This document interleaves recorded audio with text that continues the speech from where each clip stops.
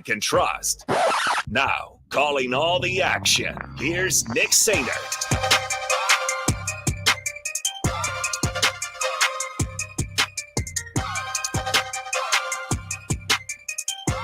Welcome back into Warner Park here. Still rainy, still sprinkling as the drops are continuing to fall here up in Omaha as we get you ready for our second elimination game of the day. Still here in Class A action. This time it's the number 7 seed, the the Elkhorn South Storm, going up against the 3 seed, the Bellevue West Thunderbirds. The Storm unable to knock off Millard West on Friday, while Bellevue West fell to the 6th seed, the Creighton Prep Junior Jays, 8-4. It's going to be a good one. Bellevue West, a lot of talent on their roster, a lot of future Division I college baseball players on their roster, and we're going to get to see a couple of them today. Most notable, Drew Grego, the future Husker, the junior, hitting .455 on the season with 1 home run, 15 RBIs, has 46 hits in 101 at-bats. On the mound for the Bellevue West Thunderbirds is going to be number 1, Tanner Hosick. Hosick hitting .365 on the season. He's 3-2 on the mound with a 2.71 earned run average, a future Omaha Maverick. And so he was able to play on Friday, and if Bellevue West wins today, he'll be able to continue playing at Tal Anderson Field, the place that he'll be able to call home in a few short months. For Elkhorn South, had a really good opportunity to knock off the 2 seed Millard West Wildcats on Friday. Unable to do so, they fall by 1 run, 2-1 against the star-studded, highly talented Millard West Wildcats squad. For Elkhorn South, certainly a guy to watch is the one in the leadoff spot. Number 1, Kobe Eichmeyer, hits .340 on the season, 1 home run, 18 runs driven in. Also, another one to watch out there is number 9, Quinn Athey, a senior outfielder hitting .311 on the campaign. They're going to start, as Brandon Dahl told us, they're going to start number 8, Michael Mechna, a senior pitcher, 0-2 on the season, but a 2.33 earned run average. Sometimes the records can be misleading in that when they come on, if they're inheriting a really tough situation, now obviously the runners that aren't currently on base aren't their issues, but they could be ultimately in line for the loss during those relief innings. So sometimes record is somewhat misleading. ERA is also at times misleading, but ultimately enough, Michael Mechna, certainly a good arm out there on the mound for head coach Brandon Dahl. Both these teams trying to survive and will play another state tournament game. The loser will go home. The Bellevue West Thunderbirds are 27-7 on the year. Elkhorn South at 17-14. As we've seen throughout the course of the entire tournament, doesn't matter if you're 1 seed or 8 seed. This is competitive baseball in both Class A and Class B as Bellevue West takes the field. But going back to what I was saying, just in Class B, earlier today, Lincoln Northwest gets their first state tournament win in program history, year 2 of being a program there for Lincoln Northwest. They beat number 4 seed Beatrice in the elimination game in Class B. So an 8 seed is still alive after going 1-1 in their first 2 games, the Lincoln Northwest Falcons. Then we saw earlier today as well where you had Millard North basically beat Lincoln East for the first 6 innings of action. But yesterday, the game was taken 8 innings to complete, and ultimately Lincoln East was able to win on a walk-off wild pitch on Friday. But Millard North put up a good fight. They fall to Millard South today in the elimination game, 6-3. So 2 teams have been sent home in Class A and B, and that is Millard North in Class A and Beatrice in Class B. But here in this one, it's Bellevue West and Elkhorn South. Elkhorn South, the 7th seed, they will be the visitors on the scoreboard, while Bellevue West is the home team. Once again, they're going to start Tanner Hosick, 3-2 on the season, a 2.71 earned run average. We're about ready to get going from Warner Park in Omaha. The Bellevue West Thunderbirds wearing their black unis, black hats with the T-Bird logo on the hat, yellow numbers and letters, big T-Birds font across the chest, while Elkhorn South in their charcoal grays, navy blue stripe down the side of the pants. A lot of them wearing blue undershirts and blue Under Armour compression shirts, long sleeve here on a chilly day at Warner Park as Hosick comes set from the stretch, fires, and we are underway with strike one to the leadoff hitter, Kobe Eichmeyer. Eichmeyer getting the start at shortstop today, hitting .340 on the season with a home run and 18 RBI. Hosick quickly back to work as he fires this one, and it's going to be just a tad outside for a ball, 1-1. So Nick Sainer joining you from Warner Park. Austin Orman is en route. He will join me for the next couple of games to close out the day. But Jake Bachhoven back in our 93.7 The Ticket Studios pushing all the buttons. Appreciate him and all the guys back at our location at 1040 O Street. Eichmeyer fouls one back. It's now 1 ball, 2 strikes. So 1 ball, 2 strikes here to the leadoff hitter, Kobe Eichmeyer. Righty on righty matchup. The pitch, a little bit of a slider that's dribbled to the pitcher, and Hosick's able to toss it over to first base for out number 1. Brings up the designated hitter today, number 19, Eamon O'Gorman. O'Gorman on the year, hitting .296, 24 hits in 81 at-bats. Lefty hitter, doing the designated hitting today. Facing the righty, Hosick. The first pitch is just a tad outside, maybe a little high as well, ball 1.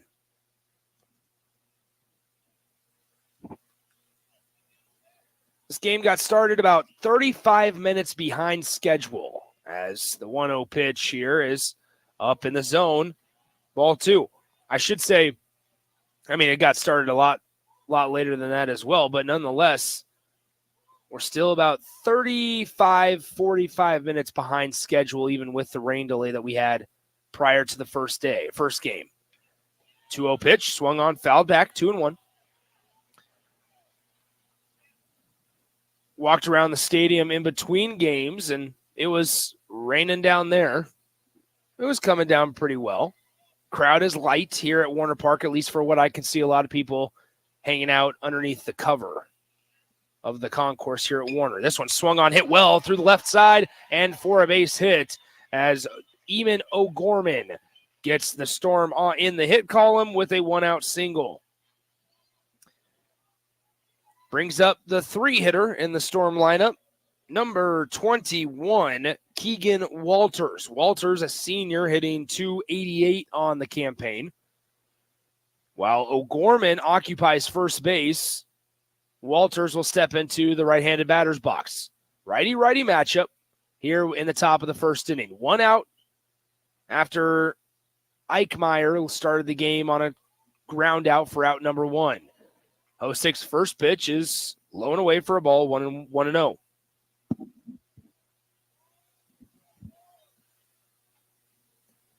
Hosick committed to Omaha back in August of 2023, so a little under a year ago. 1 ball, no strike here for the future Maverick as back pick on first base. Back safely was O'Gorman. It was ruled a ball also on the pitch. 2 balls, no strikes.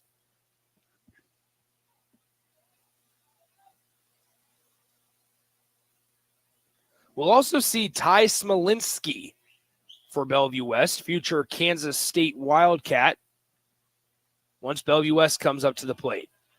That 2-0 pitch just outside, ball 3. Smolinski for Bellevue West getting the start at second base today. So you want to talk about a pretty talented middle infield for Bellevue West. You have Smolinski, the future Wildcat, at second, and Grego, the future Husker, at shortstop. The 3-0 pitch from Hosick is right down the middle for a strike. May have been a tad low, but the home plate umpire still gave it to him. Home plate umpires might be a little more lenient with that strike zone on a 3-0 count. 3 balls, 1 strike. O'Gorman, couple of steps off at first base. Long pause, quick pick over to first base, and back safely was O'Gorman. Long pause on the mound there by Tanner Hosick. Now, that's also something that can, at times, cause the pitcher to get a little jumpy or fidgety and that's what would draw a balk. Here's the 3-1 pitch, swung on, hit well, but foul, right side. It'll find the 15th row of bleachers or so here at Warner Park.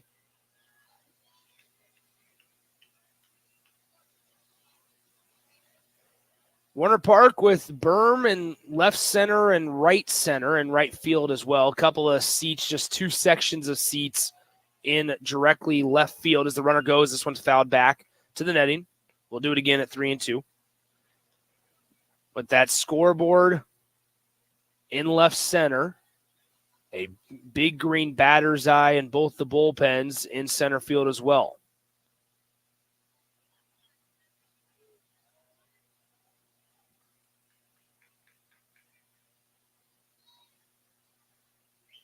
Three balls, two strikes here for Tanner Hosick. Hosick, the pitcher, going up against Walters, the hitter. This one taken low and away for a ball. Ball 4. So after the first batter, Eichmeyer, went down on a ground out, you have now given up, if you're Bellevue West, a base knock and then a 7-pitch base on balls. So that brings up the starting pitcher for Elkhorn South, who's hitting cleanup today for the Storm, Michael Mechna. Mechna wearing number 8 for Elkhorn South today. Senior, 293 average, 2 home runs, and 12 runs driven in. There's one out there that a base knock could potentially score from second base in O'Gorman. One out here, top of the first, and first pitch of the at-bat is fouled back to the netting, 0-1.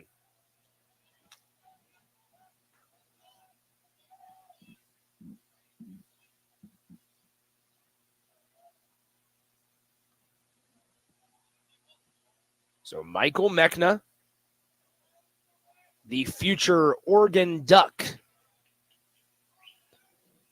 going to go to Eugene to play baseball for the Oregon Ducks. The 0-1 pitch is taken for a strike, 1-1. So a lot of college talent littered across this field. Just directly below me in the batter, pitcher, middle infielders, you're talking about 4 Division I players right here at Warner Park in the state of Nebraska.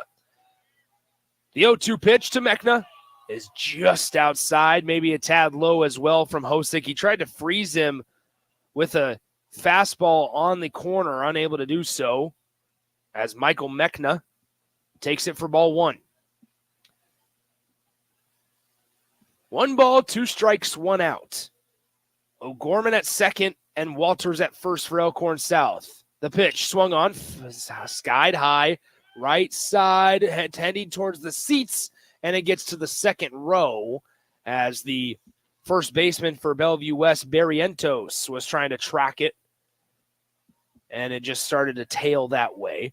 The wind has completely flip-flopped, and for the first time here this weekend, it's blowing in ever so slightly, blowing back in our face from right center field. In that first game between Millard North and Millard South, it was blowing gently out to right field. Now the flags have completely stopped blowing, as I've talked about it. 1-2 pitch from Tanner Hosick. Hosick fires. This one swung on, hit out to right center field, tracking it as the right fielder, calling off the center fielder, and he's there to make the play for out number 2 as Flores calls off the center fielder and is able to make the catch for out number 2 and retire Michael Mechna. Brings up number 10 for Elkhorn South, Carter O'Neill. O'Neill spelled Oneel.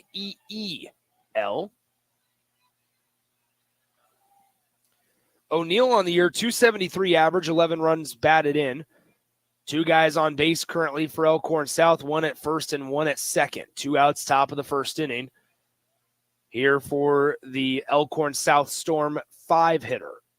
The first pitch, the at-bat swung on, hit left side, should stay in play. Going to be tough to get there, and an over-the-shoulder catch is unable to be made by the third baseman for Bellevue West, Nate Glantz. And so we'll do it at 0-1 coming up to Carter O'Neill.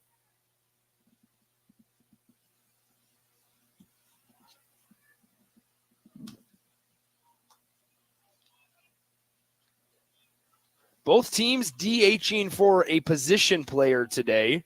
Elkhorn South DHing for their catcher, while Bellevue West is DHing for one of their outfielders.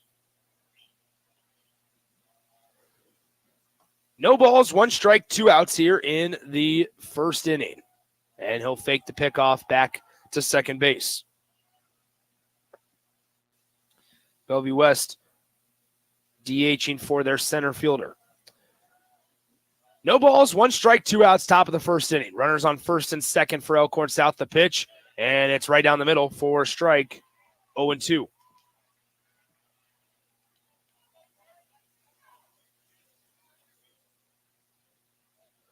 So no balls, 2 strikes, 2 outs. 1 hit in the inning for Elkhorn South, the other via a walk. Tanner Hosick comes set at the belt. They're trying to work the runner at second. He fires 0-2 pitch, fouled off left side, and we'll do it again at 0-2.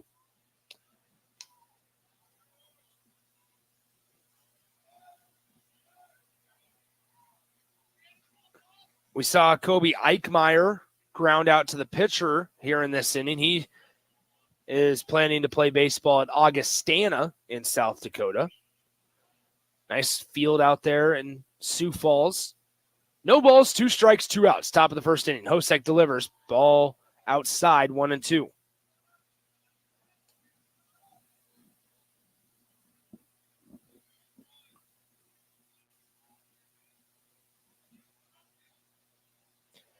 In our next couple of games, we'll see plenty of more college talent.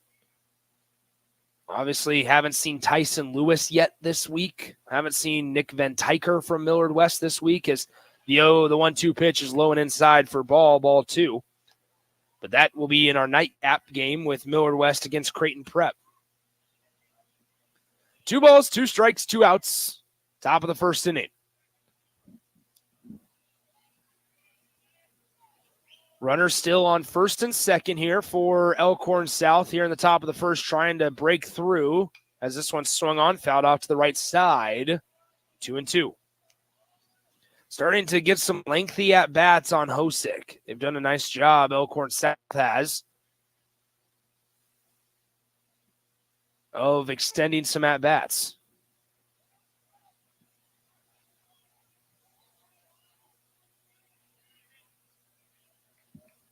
So 2 balls, 2 strikes, 2 outs. Top of the first inning. Hosek fires. This one hit left side. It will be foul and in an area where nobody can get it. So once again, O'Neal staying alive here from the left side of the plate. Just kind of a soppy, annoying type of rain coming down here at Warner Park. It may have stopped for a moment. I've seen some umbrellas be put away.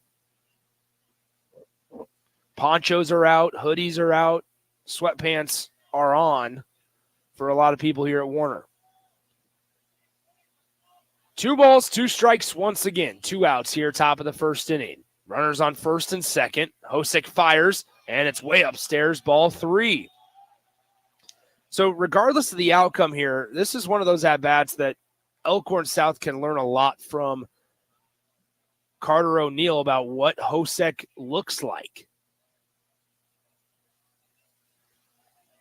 3 balls, 2 strikes, 2 outs. Runners on first. Hosick comes set, looks back to second 2 times, still pause, now fires, and it's up and in for a ball, and the bases will be loaded. I mean, really, really good at bat there by Carter O'Neal. Continued to fight off pitches out of the right hand of Hosick, and he was able to eventually draw a walk. So bases are now loaded for number 9, Quinn Athey. Athey, a senior, 311 average, 8 RBIs, and the bases are loaded for him here in the top of the first inning with 2 outs. 2 walks in the top of the first.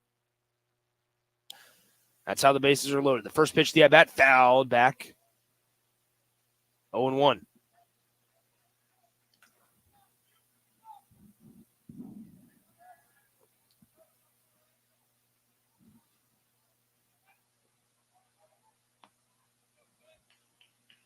No balls, 1 strike, 2 outs here in the top of the first inning. If you ask Bellevue West, Hosek throwing a lot more pitches than you were preferably hoping for. As the pitch, breaking ball in there for a strike, 0-2. Athey getting the start in left field today for Elkhorn South. Bases are loaded. Defense in the infield playing normal depth. No balls, 2 strikes. There's a force everywhere. 2 outs here in the top of the first. The pitch from Hosek fouled off right side, and we'll do it again at 0-2.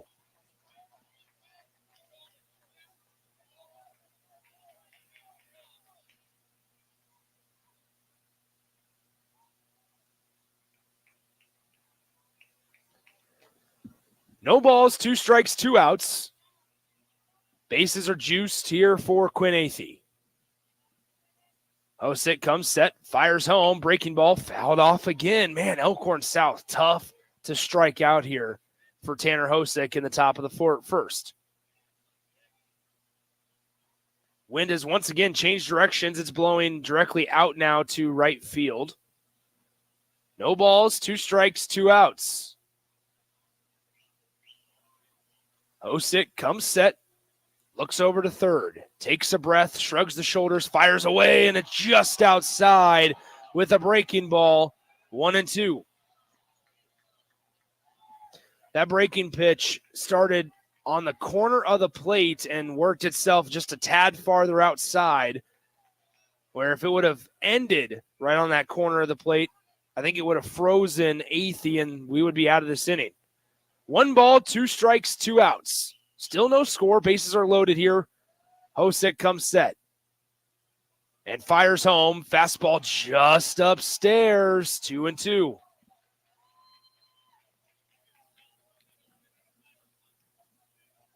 An extensive inning for Tanner Hosek here to start things off.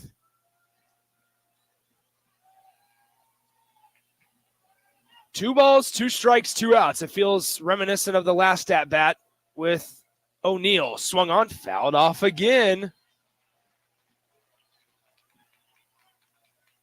2 balls, 2 strikes, 2 outs. We'll do it again at 2-2. A little reminiscent of that O'Neal at-bat that was so long.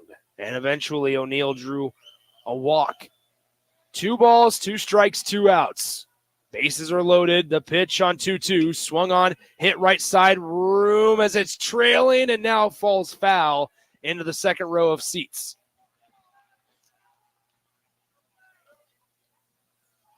Elkhorn South getting a real good look on Tanner Hosek here in the first inning.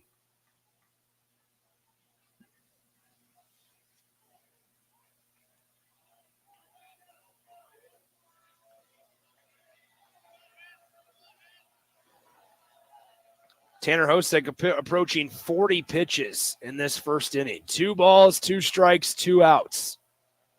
Bases are loaded. Hosek fires, and it's blown away for a ball. 3-2. We see it we don't see it sometimes with the Huskers. We see it with high schoolers. We don't see it with high schoolers. The discipline at the plate, man. Elkhorn South, 3 balls, 2 strikes, 2 outs. Tanner Hosek comes set. The runners will be off with the pitch. There they go. Swung on, hit left side, and guess what? Another foul ball.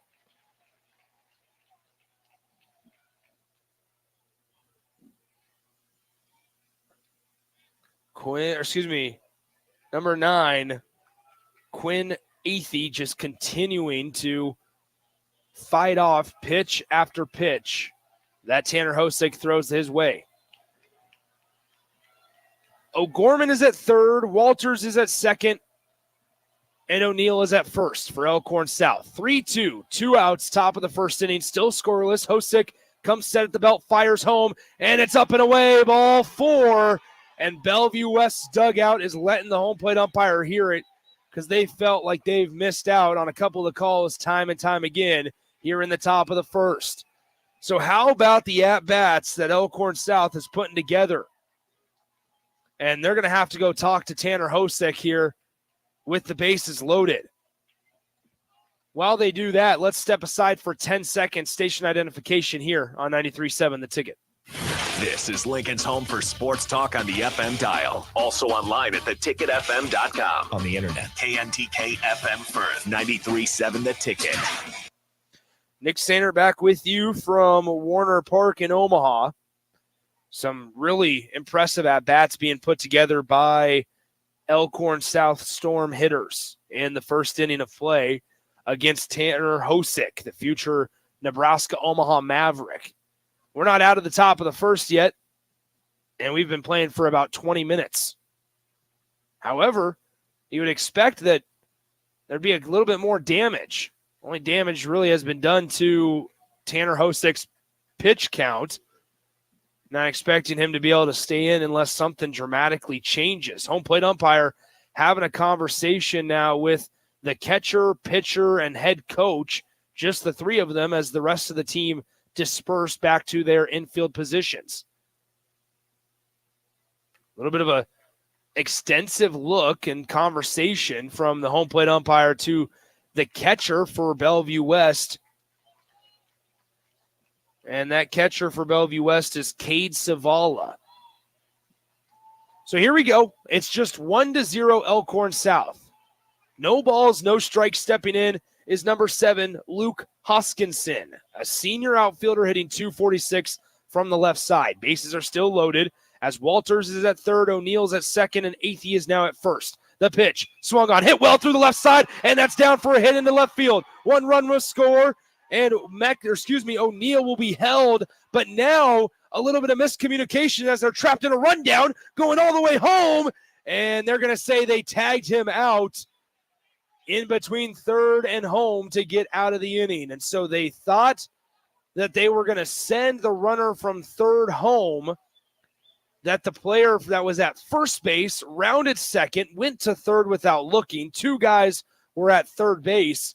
And so the runner at third, in this case, which was O'Neill, had to get into a rundown and eventually was tagged out. However, the run does score. So instead of causing more harm, Elkhorn South just gets 2 runs. They leave the bases loaded, and that will do it for the top of the first. As tough inning for Tanner Hosick, barely gets through it, but could have been a lot worse as Elkhorn South adds 2. We get to see the future Oregon baseball commit, Michael Mechna, on the mound next for Elkhorn South in 30 seconds on 93.7 The Ticket. At Union Bank, people don't have your money. Your money has people. First home people, investment people, people who answer the phone and your chats, dream car people, dream retirement people, driving your dream car in your dream retirement people, small business people, credit card people, and all the other people you need. At Union Bank, our people help you do more than you dreamed possible. So stop in and say hello. We can't wait to see you.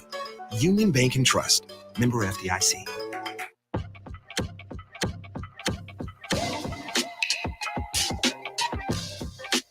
So Elkhorn South tacks 2 runs onto their total. They lead 2-0 after a half inning of play. It's now time to see Bellevue West's lineup and what they can do against Michael Mechna. Mechna on the season 0-2, a 2.93 earned run average. He'll face off against Drew Grego to start, the starting shortstop for Bellevue West. Grego had himself a nice state tournament last season for the T-Birds. It'll be Grego, Nate Glantz, and Ty Smolinski due up for Bellevue West in the bottom of the first inning. So a top 3 that starts out with a future Husker, Nate Glantz, who I believe is going to Allen Community College. And then also, Nick Glantz, rather. Nate, his brother, is a quarterback, formerly at Iowa Western. But Nick Glantz is going to Allen Community College to continue his career. And then obviously Ty Smolinski, the future Kansas State Wildcat. So Drew Grego steps in as Mechna, the right-handed thrower, steps onto the rubber. It'll be a righty-righty matchup. Mechna will be out of the full windup to start. Grego, the right-handed hitter as well. The first pitch is outside for a ball, 1-0. We'll see what kind of energy Bellevue West has. They felt like they got the short end of the stick on a couple of calls there that top half of the inning as the 1-0 offering is a strike, 1-1, but we'll see if the dugout can create a little bit of energy here in the bottom half of the inning.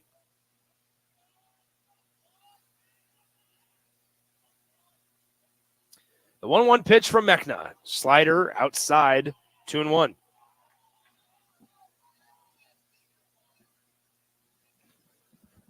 Umpiring has been pretty good both on Saturday and today. Friday was a little iffy at times as the 2-1 pitch is low and away, 3-1. Give credit to the NSAA here. They bring out 4 umpires for state baseball. So 1 behind the plate, 1 at first base, 1 is currently standing in shallow center field, and the other one is down the third baseline. But Drew Grego takes a leadoff walk, and he'll occupy first base with nobody out. Brings up Nick Glantz. Glantz starting at third base today. Nick, a senior, hitting .440, 3 home runs, and 26 runs driven in. Right-handed hitter, facing Mechna. The first pitch bunted back to the screen, and it's 0-1. We haven't seen a home run today. Now, granted, the ball hasn't jumped out of the yard yet, but we saw a couple in the opening game last year between Millard West and Grand Island. We saw Nick Van Tyker hit a grand slam against the Islanders in the opening round game last year. As Grego gets picked off, a throw to second, and he is tagged out. Grego now seems to be hurt out at second base.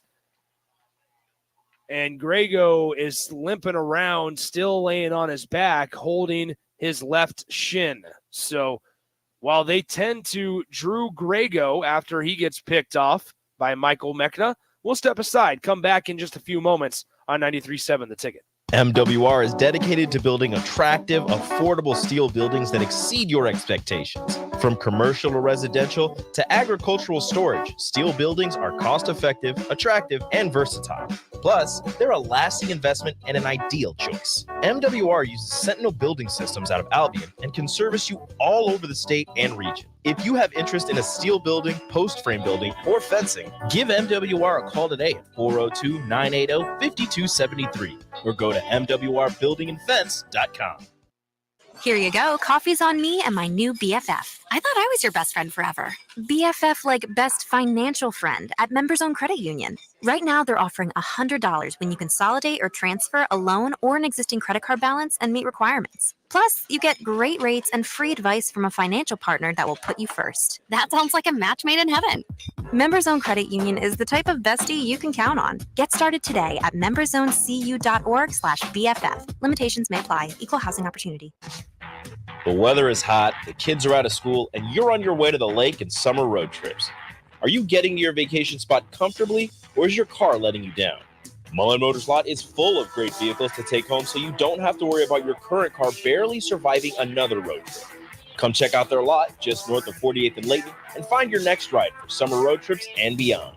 Mullen Motors. No tag-ons, just quality vehicles. Mullen Motors.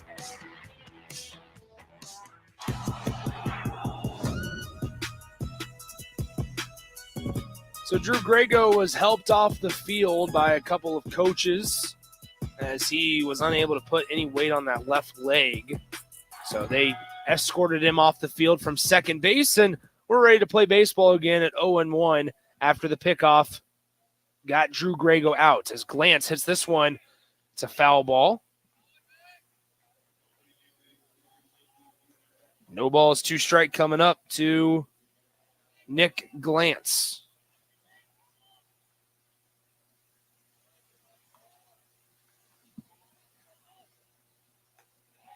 And quickly, Michael Mechna strikes him out on a strikeout on a strike rather, on the outside corner for out number 2. Brings up Ty Smolinski. Smolinski on the year is hitting .427 with 4 home runs and 45 runs driven in.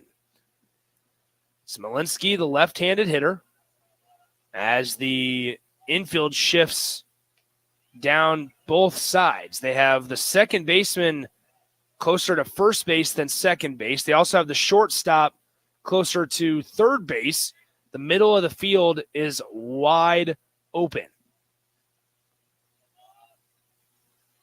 As the pitch hit high into left field, shallow left field, Eichmeyer ranging back, and the shortstop is able to make the play for out number 3. So after Elkhorn South gets 2 in the top of the first, they hold Bellevue West scoreless in the bottom of the first. We'll see what happens with Drew Grego when we come back here on 93.7 The Ticket and theticketfm.com.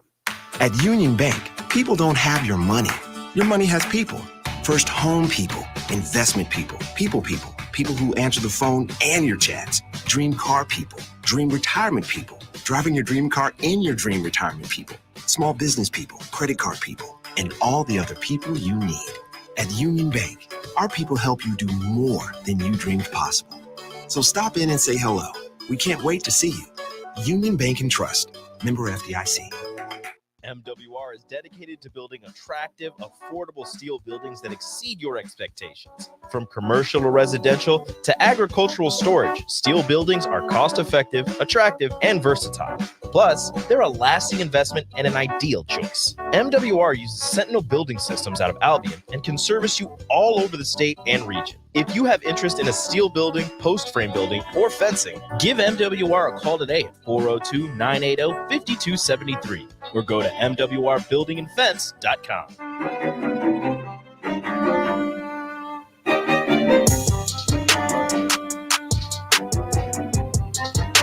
Alrighty, so Drew Grego not out there at shortstop right now for Bellevue West. They move Ty Smolinski to shortstop, and they bring in Ty's younger brother, Jake Smolinski, or excuse me, just Ty's brother, Jake Smolinski, who's also a senior, to play second base. Jake going to Southeast Community College to continue his career. So you have Jake Smolinski at second, and then Ty Smolinski at shortstop, while Drew Grego still sits in the dugout. Due up for Elkhorn South here in the top of the second inning. It'll be hitters 8, 9, and 1. They'll turn to number 20, Devin Meyer, up first. Tanner Hoskins still on the mound, and first pitch is low and inside for a ball. 1-0. Hosick struggled in that first inning. Couldn't find the zone consistently, but also when he did, Elkhorn South did a good job of at least fouling him off, as the 1-0 pitch is low out of the zone. 2-0 from Hosick. It'll be interesting to see how long head coach Jason Shockey wants to stick with Hosick, just pitch count reasons. 2 balls, no strikes. The pitch, inside corner, catches it. 2-1.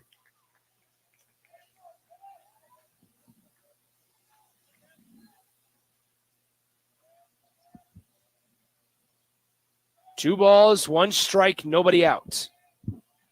Here in the top of the second inning, 2-0 Elkhorn South. The pitch just outside. Ball 3. Outside corner, not friendly to Tanner Hosick right now.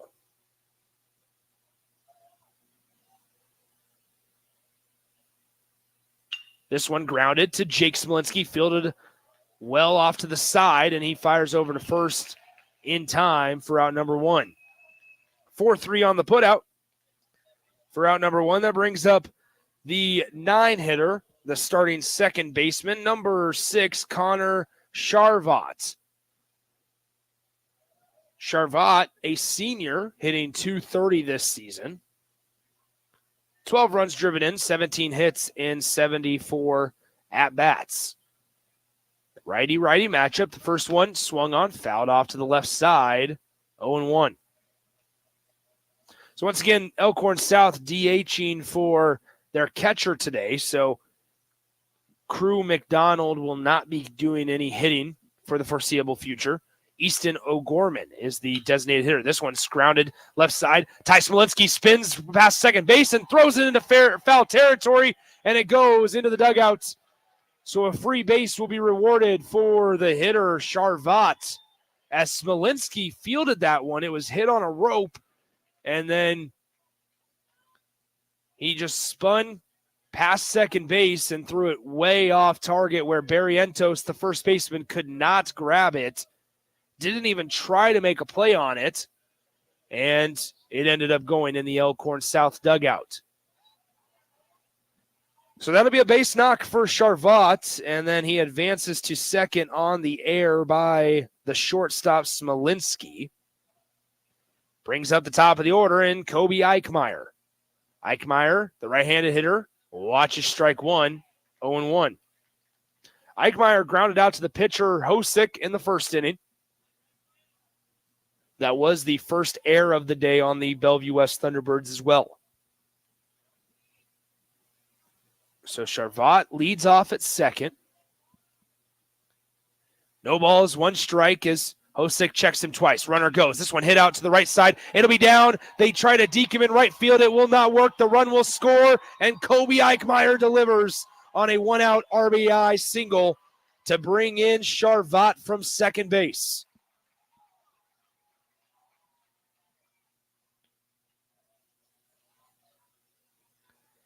And so Kobe Eichmeyer is able to get his 19th RBI of the season. He hits an RBI single with one out. He will take over at first base, and stepping into the box with an Elkhorn South 3-0 lead is Easton O'Gorman. O'Gorman, the designated hitter, watches ball one up and away, 1-0. O'Gorman hit a single last time up in the first inning. Here getting another crack at it in the second. Bellevue West is the 3 seed, Elkhorn South the 7 seed. One ball, no strikes. Tanner Hosick comes set, fires home, and it's low and inside, ball 2. Hosick kind of put his palms up that time, going, not sure where else you want me to put that one. Little frustration from Bellevue West with the strike zone. 2 balls, no strikes, 1 out. The pitch, swung on, grounded, chance for 2. Jake Smolinski passes to his brother Ty to second for 1. On to Barrientos at first for 2, and that will end the inning as it was a 4-6-3 double play, and that does it for the top of the second inning. But Elkhorn South adds another one as they extend their lead to 3-0 here as we enter the bottom of the second at Warner Park. It's Elkhorn South 3, Bellevue West 0 here on 93.7 The Ticket. Here you go. Coffee's on me and my new BFF. I thought I was your best friend forever. BFF like best financial friend at Members Own Credit Union. Right now, they're offering $100 when you consolidate or transfer a loan or an existing credit card balance and meet requirements. Plus, you get great rates and free advice from a financial partner that will put you first. That sounds like a match made in heaven.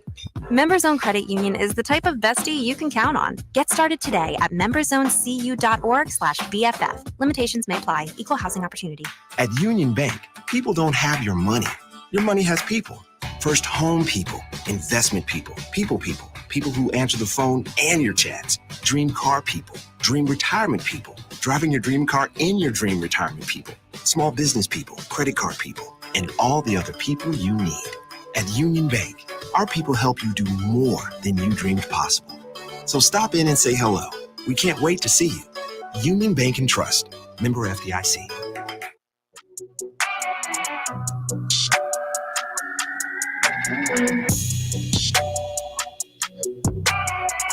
To the bottom of the second we go. Elkhorn South leads 3-0 over the Bellevue West Thunderbirds. Michael Mechna back out there for another inning of work.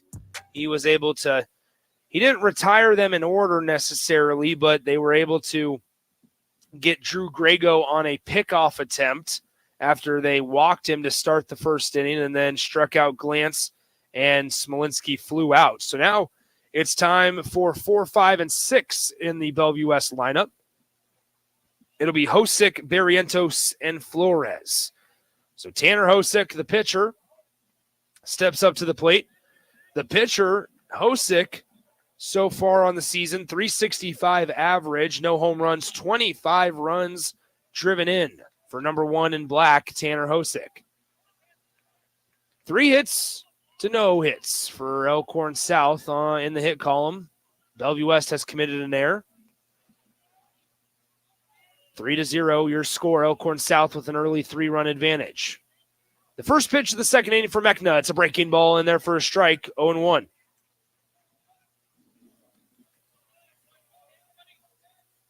Mechna quickly up there, ready to go again as Hosick gets ready. The 0-1 offering, swung on and fouled back, and it hit the right arm of the catcher behind the dish, and that's going to hurt for a second as he has to walk that one off. McDonald back behind the plate. It will be 0-2 whenever McDonald is ready. So now they're going to come out and check on Crew McDonald. You got a lot of padding on you as a catcher, but that one hit him right in the arm. Still trying to shake it off is Crew McDonald. Having a conversation with Brandon Dahl, the head coach.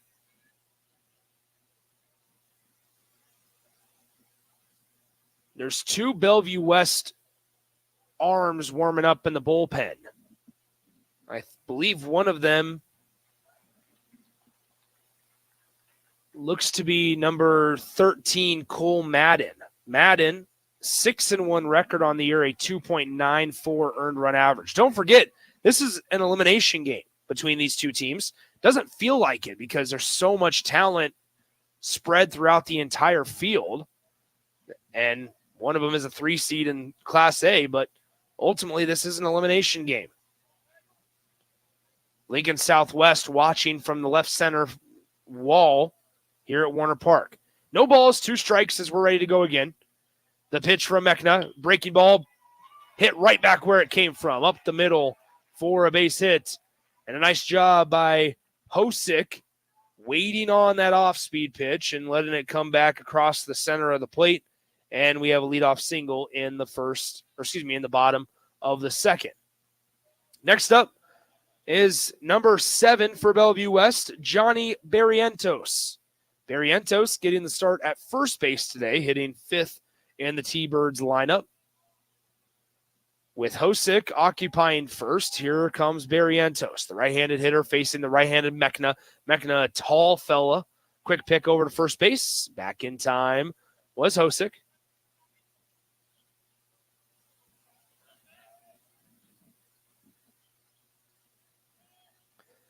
First pitch of the AB to Barrientos. Mechna fumbling around in his glove as he's set, and we have a time called at the plate by the hitter, Johnny Barrientos.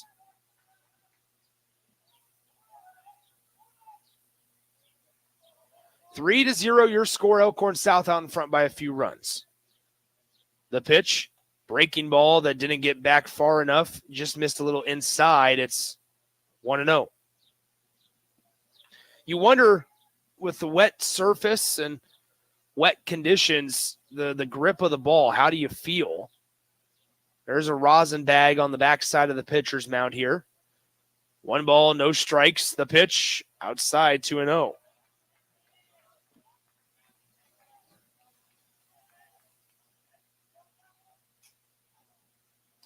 Two balls, no strikes. Nobody out here in the bottom of the second.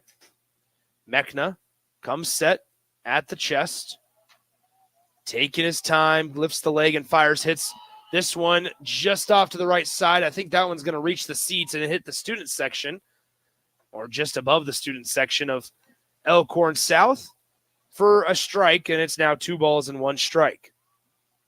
This is our final elimination game of the day, as we'll have winner bracket coming up. I would say 4 o'clock, but understanding that we're a little bit behind schedule here at Warner. It's a matchup of the Lincoln schools, though, next between Lincoln Southwest and Lincoln East.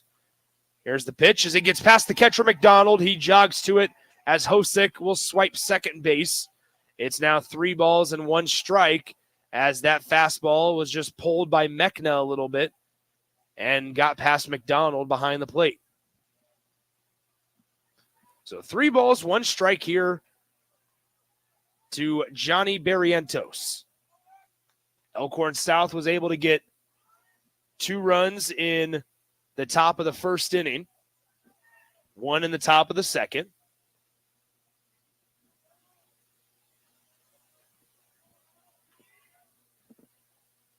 It's 3-1, 3-1, as the breaking ball stays inside, ball 4. That's the second walk of the day for Michael Mechna as he surrendered a walk to Drew Grago back to start the game. But now he walks the Bellevue West first baseman, Johnny Barrientos. Runners on first and second. A chance for Bellevue West now as the right fielder, number 16, Colin Flores, comes to the plate. 261 hitter on the year. Mechna out of the stretch, the first baseman playing in front of the cut of grass here at Warner. And conversely to how we see Mechna in the first inning, we saw the couple of pitchers in the last game with Brody Gindra from Millard South quickly up to going to work. Here's Michael Mechna as he steps off the rubber, just doesn't seem comfortable out there here in the bottom of the second. Runners on first and second, and Flores in the right-handed batter's box. The first pitch, Flores shows bunt and pulls back, takes ball 1.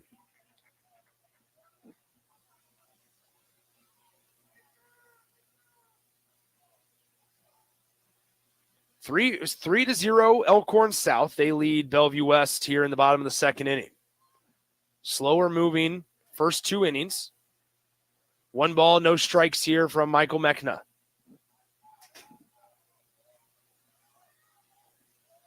He comes set. First baseman almost halfway between the home plate and first base. And now, once again, Flores will pull back on a bunt attempt and take ball 2.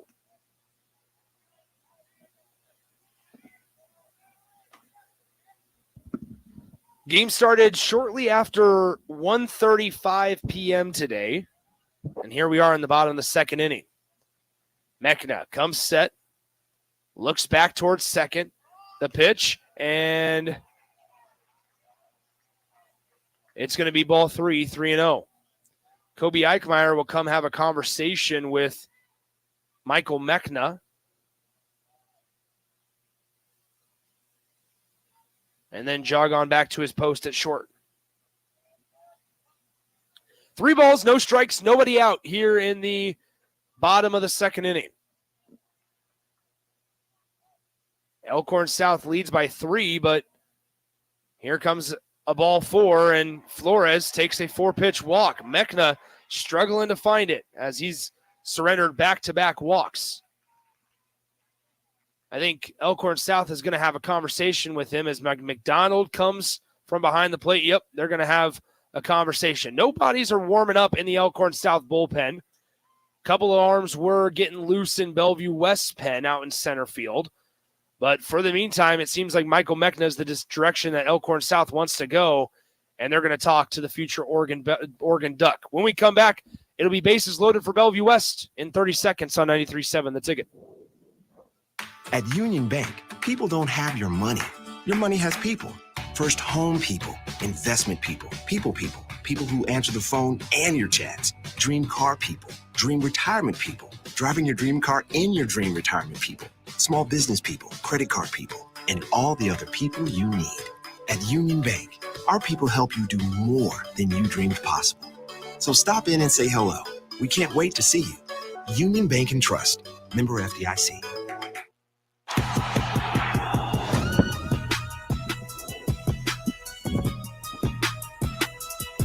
All right, welcome back into Warner Park as the mound conversation has finalized, and they're going to stick with Michael Mechna. 3-0 is your score. Elkhorn South out in front by 3, but Bellevue West has the bases loaded with nobody out here in the bottom of the second. Up to the plate is going to be the designated hitter, number 19, Zach Pineo. Righty on righty matchup. The first pitch of the at-bat, outside, ball one. So Hosick is at third, Barrientos is at second, and Flores is at first. It was a leadoff single by Hosick, and then now back-to-back walks from Michael Mechna. Here is the 1-0 offering to Pineo, and it swung on and missed, 1-1. 1 ball, 1 strike, nobody out here in the bottom of the second. Bellevue West trying to chip into this Elkhorn South lead. The corners are slightly in, just a little in front of the bag at first and third base. Potentially could cut down the run at home as the 1-1 pitch swung on and missed. Again, it's 1-2. So Pineo down in the count now, 1-2, and a chance for Michael Mechna to get a big first out with the bases loaded. Mechna, the right-handed thrower, with Crew McDonald behind the dish. Comes set out of the stretch. Takes a breath, pauses for a long time, and fires the 1-2 way outside, 2-2. It looks like Mechna struggling with where he wants to plant. It's obviously that's something that we talked about earlier in the first game is that, all right, if with this the field the way it is, the conditions of it, wet, soppy, there's a lot of excess dirt in a couple of places just from all the rain that sometimes it can get sticky or holes can form where a lot of players are planting their legs. The 2-2 pitch from Michael Mechna. It's fouled back, almost squeezed by Crew McDonald, unable to get it all the way, and it's going to be a foul ball. We'll do it again at 2-2. With that being said, let's go ahead and bring in Austin Orman, who's here at Warner. Austin, hello. Hey, Nick. There he is. Good to be back. There he is. Austin Orman. Appreciate you, man. Here we go. 2 balls, 2 strikes. 3-0 is your score. Elkhorn South out in front by 3. Bases are juiced with Hosick at third, Barrientos at second, and Flores at first. Pineo, the batter, with nobody out. 2-2 pitch from Mechna. Swung on and missed. A big strikeout for Michael Mechna as he gets Pineo, the designated hitter, down swinging for out number 1. And that brings up the catcher, the 8-hitter in the Bellevue West lineup, number 2, Cade Savala. Savala hitting .481 on the year in just 27 at-bats. He has 13 hits. So Mechna holding the ball in his right hand before coming set. Mechna still waiting to come set, now finally does. Takes a breath. The bases are loaded. 1 out, bottom of the second with Elkhorn South up by 3. The breaking ball doesn't break enough, and it stays upstairs. Ball 1. Nick, if I'm Zavala here, lift something to the outfield, especially to the corners. They are extremely deep, even with the wind blowing in right now. If I was Elkhorn South, I move them in at least 2 or 3 steps right now. Yeah, center fielder playing fairly routine depth here for the high school level. But like you mentioned, Austin, both guys in the corners playing pretty deep. As the pitch almost went to the backstop, 2-0. I can't tell if Mechna is overthrowing or if it is that plant issue, right? He keeps looking down at the mound, but it seems like he's trying so hard to get out of the jam himself. Yeah, two balls, no strikes. And we saw it earlier today with Millard South is just let your defense do the job, right? There was only 5 strikeouts, but 5 no-hit innings from Millard South earlier today as this one just hits the corner. Ooh, favorable call for Elkhorn South as a similar pitch had been called multiple times as a ball for Bellevue West in that first inning, and Tanner Hosick and the Bellevue West T-Birds are letting them hear it. 2 balls, 1 strike, 1 out, bottom of the second. Savala, who's also the catcher, you got that call against you as the 2-1 pitch hits the same exact spot, and it's a ball. That one looked better than the first one around, Austin. It was comparable. It was comparable. Especially, I'll say this, especially as a catcher, you expect maybe to get a little bit of a more favorable call. Just if you protect the umpire protects you. There's that mutual respect there. And Savala didn't have it in his favor. The 3-1 pitch, and it's ball 4. Bellevue West is on the scoreboard with another Michael Mechna walk. Good response from Bellevue West here, Nick. They give up 2 in the first inning, don't score in their first at bat. Elkhorn South extends that lead. But to come back here, be patient at the plate, right? Draw a couple walks, just get guys on. That's really the name of the game in high school baseball is you don't have to do too much, right? Let the pitcher make the mistakes, and now stay patient here. If you get a pitch in your zone, feel free to drive it. Otherwise, let him throw it to the backstop again. So that brings up Allred for Bellevue West. Caden Allred, a senior, hitting .217 out of the 9-hole. 1 out here in the bottom of the second. The first pitch fouled back to the screen or the backstop, 0-1. I mean, you could also say it's a similar kind of thought process in college too, is a lot of times the hitters are going to be much more consistent than the pitchers. And that's why it's so important. Just throw strikes, continue to throw strikes. Doesn't have to be perfect. Pitch to contact, let your defense do the job as the breaking ball is low. Ball 1. Mechna gives a big smile there. Mm-hmm. He thought that crossed the plate pretty well. 1 ball, 1 strike, 1 out. Bottom of the second inning. Bases are still loaded with less than 2 for Bellevue West. Down by 2. Pitch swung on and missed by Caden Allred. It's now 1 ball, 2 strikes. 1 out, bottom of the second.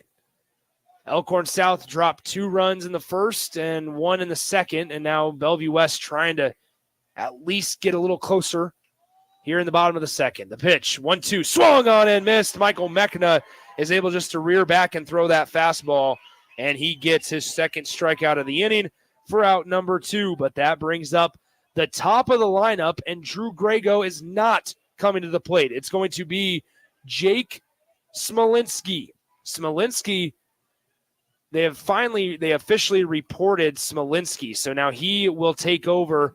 They'll switch positions. He'll take over second base officially in the scorebook, while Ty Smolinski, that is, takes over. And now a base hit up the middle by Jake Smolinski. He gives a fist pump. 1 run will score. Rounding third, and now being called back. He slips on the wet grass, caught in a rundown, going back, and he is out at third base. And so just an unfortunate series of events there as the base knock up the middle by Jake Smolinski. What a nice job by Smolinski as that gets one of the runs back. So it is 3-2 officially as we walk through this on the scorebook together. So Smolinski able to hit the base knock, but however, Barrientos does score from third. Flores went to round third, but then the throw was cut off going to the plate. He then slipped on the grass in foul territory, tried to retreat back to third base, and was tagged out at third base for the final out of the inning. However, Bellevue West does get 2 runs back in this one. Tanner Hosick back out there for Bellevue West to work in the top of the third inning. Due up for the Storm in the top of the third. It'll be the heart of their lineup. 3, 4, and 5. It's Walters, Mechna, and O'Neill when we come back in 30 seconds on 93.7 The Ticket. MWR is dedicated to building attractive, affordable steel buildings that exceed your expectations. From commercial to residential to agricultural storage, steel buildings are cost-effective, attractive, and versatile. Plus, they're a lasting investment and an ideal choice. MWR uses Sentinel Building Systems out of Albion and can service you all over the state and region. If you have interest in a steel building, post frame building, or fencing, give MWR a call today at 402-980-5273 or go to mwrbuildingandfence.com.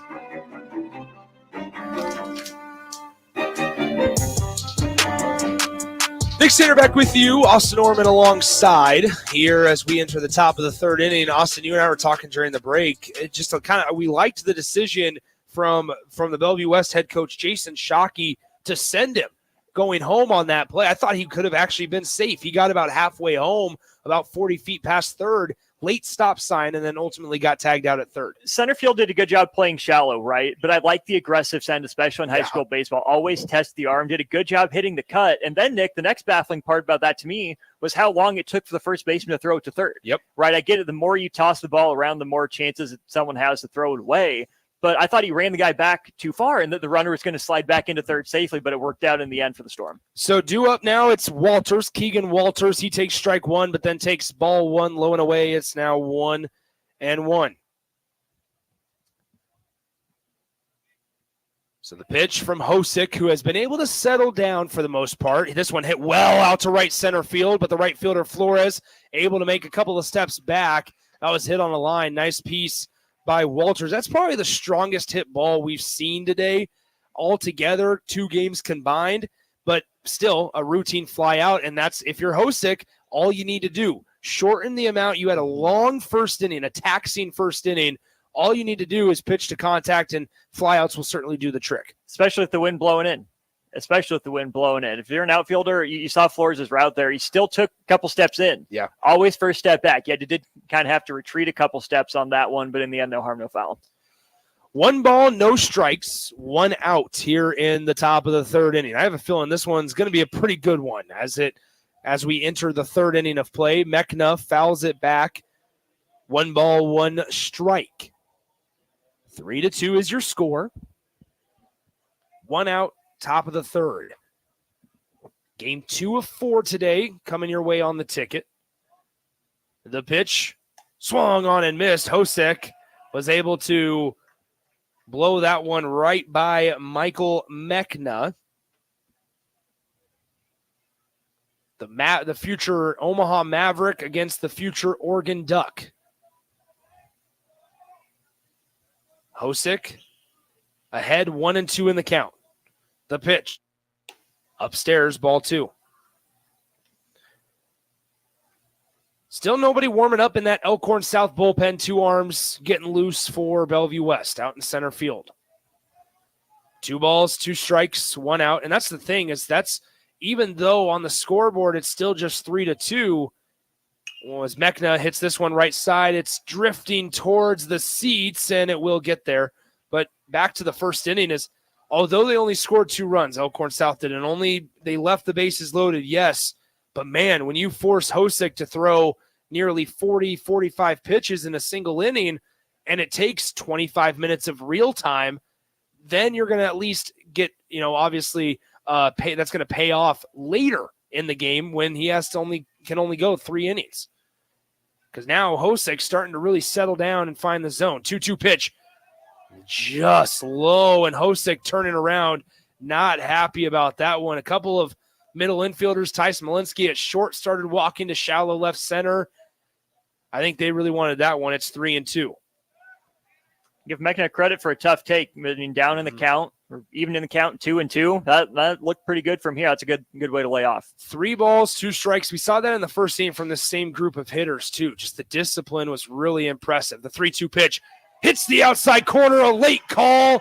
Mechna is having that conversation now, but Bellevue West throwing it around the horn as Hosick gets the strikeout.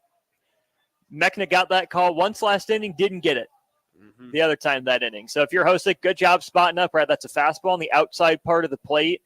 Test him, dare him to go that way. He wants to hit a line drive, get things started for his offense again. Brings up Carter O'Neill. O'Neill walked back in that first inning, takes ball 1 inside, 1-0.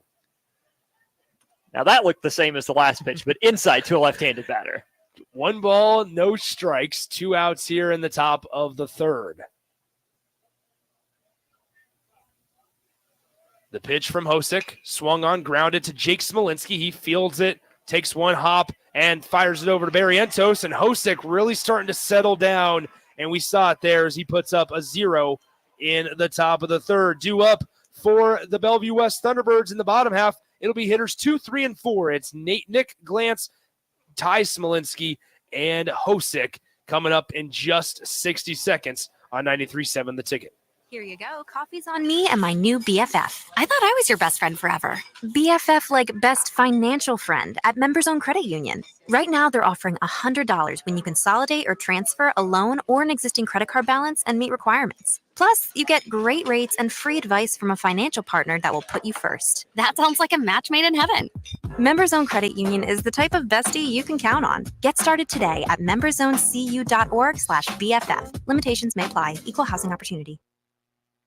At Union Bank, people don't have your money. Your money has people. First home people, investment people, people who answer the phone and your chats, dream car people, dream retirement people, driving your dream car in your dream retirement people, small business people, credit card people, and all the other people you need. At Union Bank, our people help you do more than you dreamed possible. So stop in and say hello. We can't wait to see you. Union Bank and Trust. Member FDIC.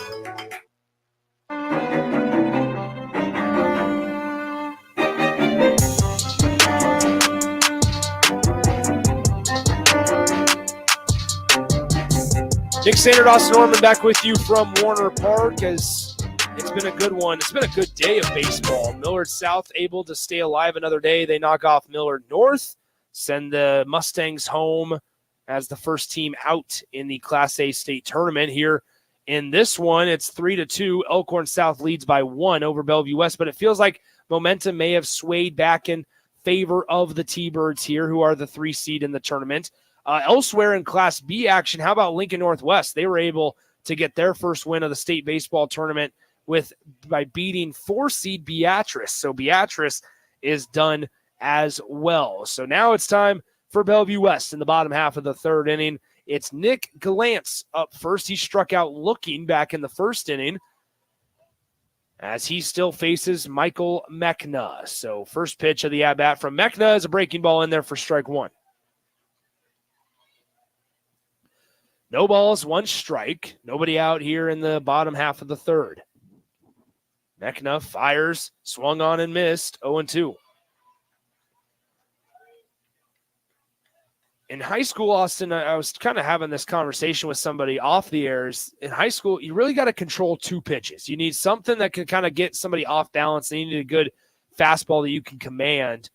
And right now, we saw it early in the game with Mechna. He was able to control both of those pitches. Now we're starting to see it more with Hosick, that he's able to control maybe a little bit of off-speed stuff and locate the fastball. The 1-2 pitch just off the corner.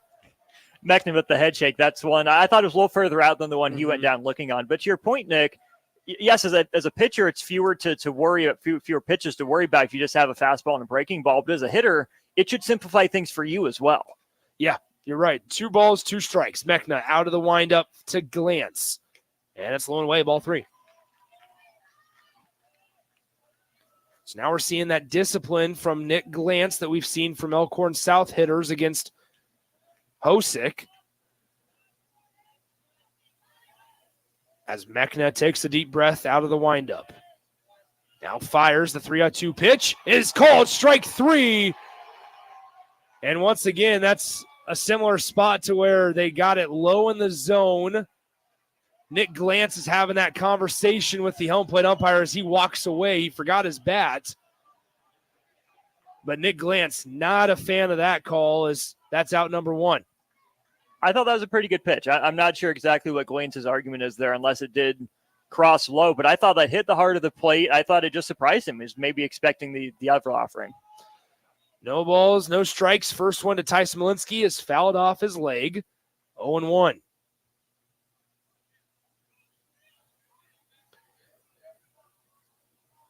Mechna against Smolinski. A future Big 10, Big 12 battle here at Warner Park. That's so weird to say. No balls, right. No 1 strike. Swung on and missed on the back foot slider. Mechna gives a little smile as well to Smolinski, and it's 0-2.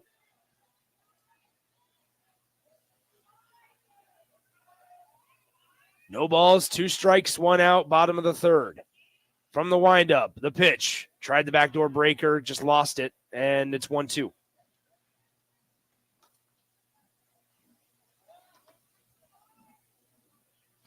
One ball, 2 strikes, 1 out here in the bottom of the third. The 1-2 pitch. Tried it again. Still can't get that breaking ball up across the back door, and it's going to be 2 balls and 2 strikes. Now you kind of have to go back to that fastball. I think so. And if you're Smolinski, sit on it. Left field is playing incredibly deep. Don't be afraid to just punch it through that 5.5 hole. 2 balls, 2 strikes. Here's Mechna. The pitch. Swung on, fouled back to the netting. 2-2. We'll do it again. That's the right swing to go that way. Middle, opposite on that pitch, slightly elevated.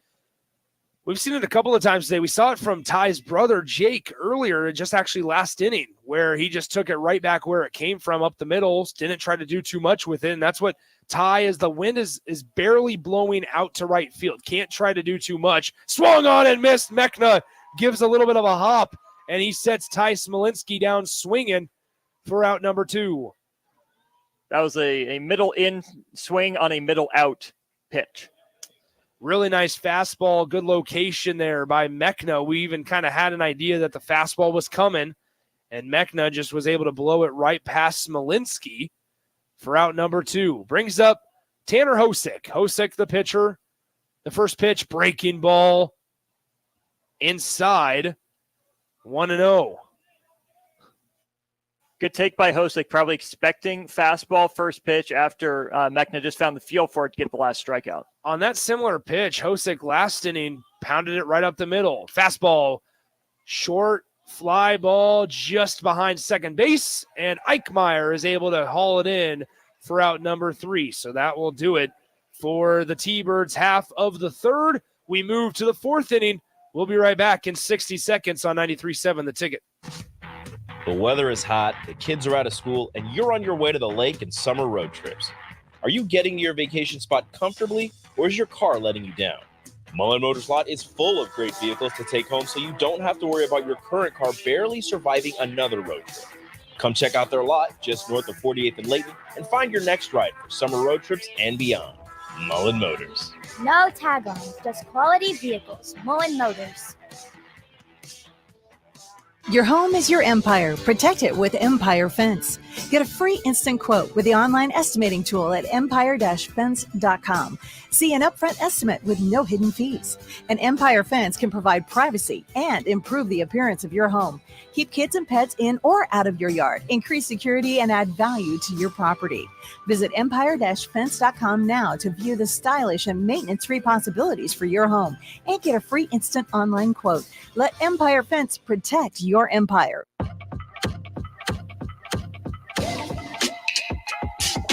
Nick Sander back with you. Austin Norman alongside as we enter the top of the 4th here from Warner Park. It'll be hitters 6, 7, and 8, and we start with Quinn Athey here to tell you all about it. Austin Norman. It'll be Hosick versus Athey, as Nick said. 3 runs on 3 hits for the Storm, threw 3 times to the plate. 2 runs, 2 hits, and an error for Bellevue West. Hosick, that right foot on the rubber. He's out of the stretch. First pitch of the bat, ripped to left field. That is through past the shortstop, Smolinski. That is a leadoff single for Quinn Athey to begin the visiting half of the 4th inning. Athey drew a walk in his first at bat. He singles on the first pitch here, the second at bat in the 4th inning. That brings to the plate number 7. That's Luke Hoskinson. Hoskinson, RBI single, his first at bat.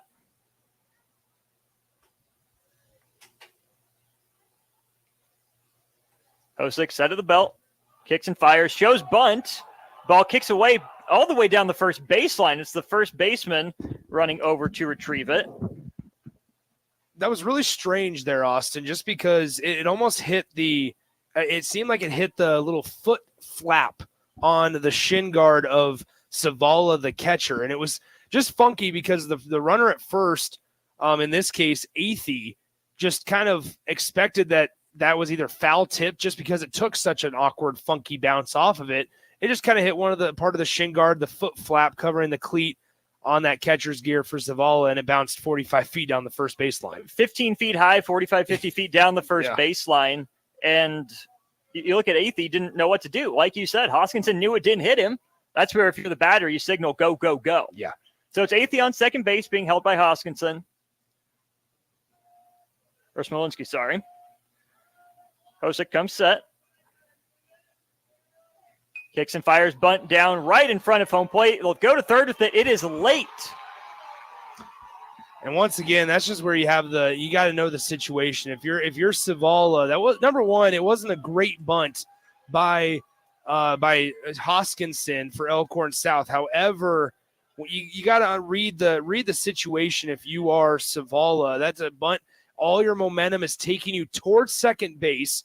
you had to throw it off your back foot to third base. That's one of those where you can create an angle, bring your momentum, redirect it towards first base, and have plenty of time, get one for sure out. Give it a look, but you could tell he never got his feet under him, was never comfortable making that throw. Hosick, runners on the corners. First pitch, breaking ball down in the dirt, 1-0. Good job by Glains to body up on that ball too there, Nick. Otherwise, that's into left field for another run. It's 3-2 Elkhorn South right now. Runners on the corners, nobody out. It's a 1-0 count to Devin Meyer at the plate for Elkhorn South. Righty-righty matchup. Hosick kicks and fires. Swung on, lace back up the middle. That'll be a run-scoring single. Athey crosses home plate, and just like that, Elkhorn South gets a run back. It is 4-2 Storm. Nice piece of hitting there by Meyer, Nick, right back up the box. Really solid base knock to dead center field. Yeah, it's what we say all the time. Didn't try to do too much. Devin Meyer able to just kind of do his job. They move up an additional 90 feet, and that's the importance of that bunt, right? Is there's a play at the plate there. If you don't get that bunt down, also potentially one out in the inning. Instead, here you are, runners now at first and second. You're one more run ahead and nobody out still. Brings Connor Charvat to the plate. First baseman Barrientos creeping all the way in as Charvat shows bunt. Pulls back on a pitch. Just missed the outside corner, 1-0. I think both these pitchers and hitters for that matter, struggling to know this umpire's zone. I think that both sides, it's been inconsistent for both teams so far today. Maybe Bellevue West has just gotten a little bit of shorter end of the stick.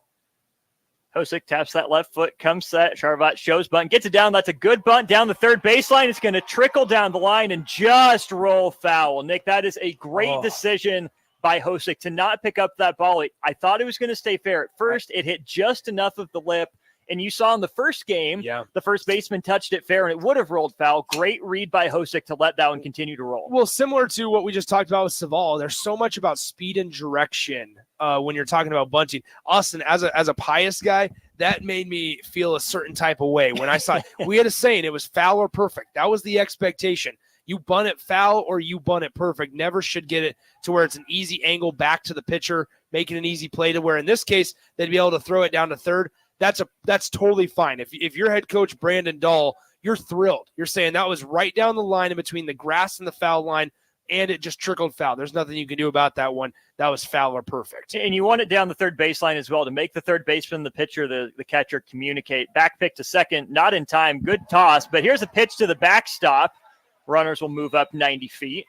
That's a focus one on Zaval, and Nick hit him in the glove. That is completely on him. That's a free, really 180 feet with two runners. So now I think you take the bunt sign off, right? With nobody out, just try to punch something the opposite way. You can still have a sac fly, an RBI ground out, fielder's choice, something like that.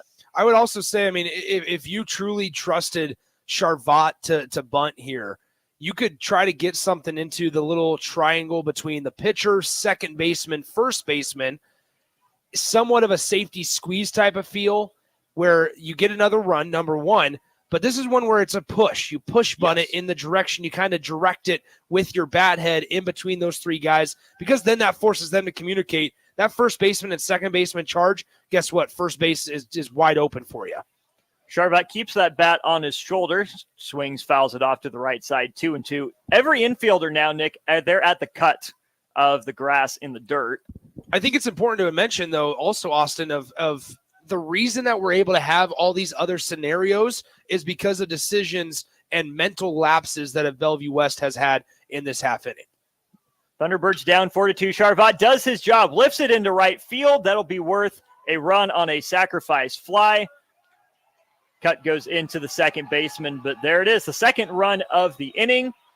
Elkhorn South regains their 3-run advantage. It's now 5-2. Great work in the batter's box there by Charvat. Nick did exactly what his team asked him to do. Yeah, I mean, you're absolutely right? Drive it the right side of the field. That's number one, whether it's on the ground. And now in this case, it actually helped out. The wind has picked up quite a bit here at Warner Park, and it's blowing a little more just directly to right field. And so now they're able to use that one. And Flores had to take a couple of steps back. We've had some risky reads defensively by Flores in right field. Maybe that will come back to hurt them eventually, but he was able to make that catch there. So Hoskinson, it's Myers still at second base. Nobody holding him. It's Hosick set at the belt. Here's Kobe Eichmeyer, squares to bunt. Oh, he gets domed Zavala attempted to throw down to third base as Meyer took off. They're going to call Eichmeyer out. They're going to say that Eichmeyer is out. Eichmeyer stood in the box, took the pitch. Zavala fired down to third without really looking. Eichmeyer didn't move in the batter's box, takes the ball off the dome.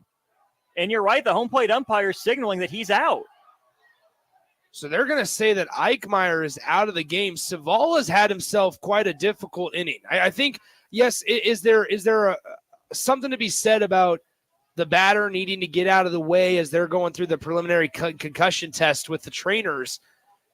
Maybe, right? But I also feel like even as a catcher, there's something about creating a lane. Figure out a lane for yourself to be able to figure out a way to have that conversation and direct your path towards third base. A lot of boos from our left down here, or from our right, I should say. I'm with you, Nick. It's on the catcher to create a lane, and I feel like, having never played catcher, as a batter, you deserve some right to the batter's box. Eichmeyer didn't move back up the line. He just stood there, took the pitch, and Zavala threw before I think Eichmeyer even knew what was going on. I got to be honest, for the folks at home, so I mean, full transparency, I keep book while I do these games. I'm not sure I know how to score that one. I think that would – I was just going to put out number 2, I guess, on Kobe Eichmeyer. Memorable out. Stepping to the plate is Eamon O'Gorman. I believe that's number 19. Yes. Righty-lefty matchup. So Hosick now 2 outs. Drew Meyer stands on second base. First pitch missed for a ball. Hosick set at his belt. Another back pick to second base. Good throw, and they got him. Second time this inning that Bellevue West ran that play. First one was a perfect strike to the bag that Elkhorn South read perfectly. Meyer got caught in his hop there, Nick, his secondary shuffle. Perfect timing by Hosick. Well drawn up play by the Thunderbirds.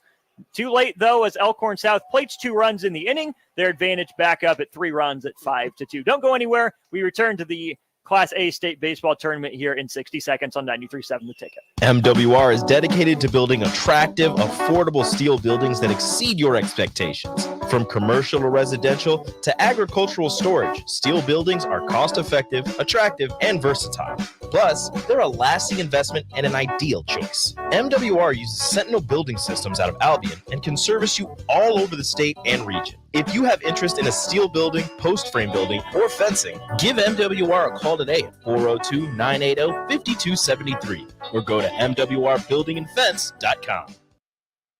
Here you go. Coffee's on me and my new BFF. I thought I was your best friend forever. BFF like best financial friend at Members Own Credit Union. Right now, they're offering $100 when you consolidate or transfer a loan or an existing credit card balance and meet requirements. Plus, you get great rates and free advice from a financial partner that will put you first. That sounds like a match made in heaven.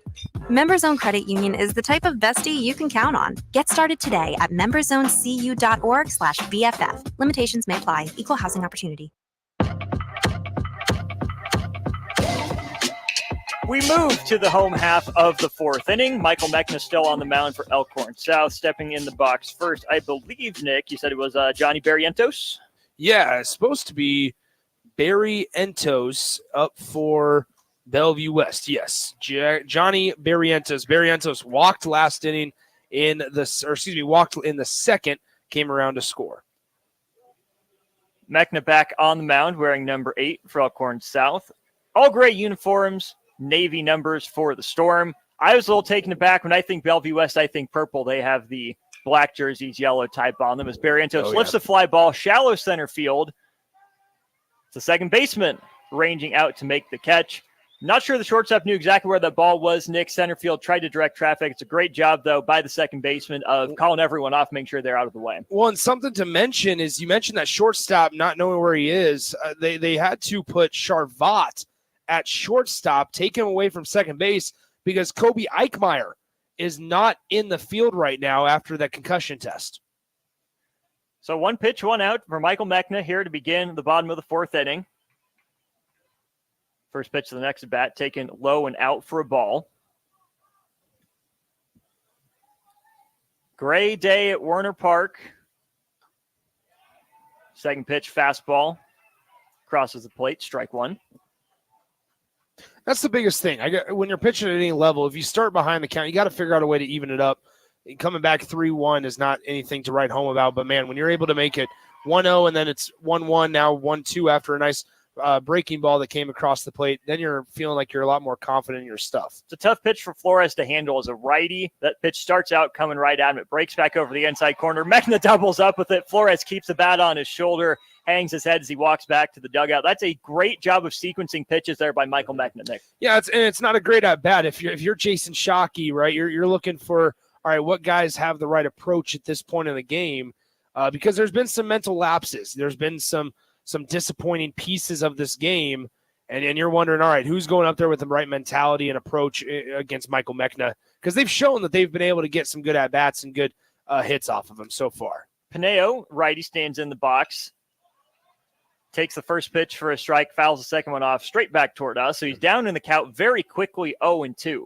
How big would it be, Nick, for Mechna to get out of this inning in the next couple pitches, get his offense back on the in the batter's box after scoring 2 good runs? You're talking about you're halfway through the game if you can get out of this inning with a clean 0.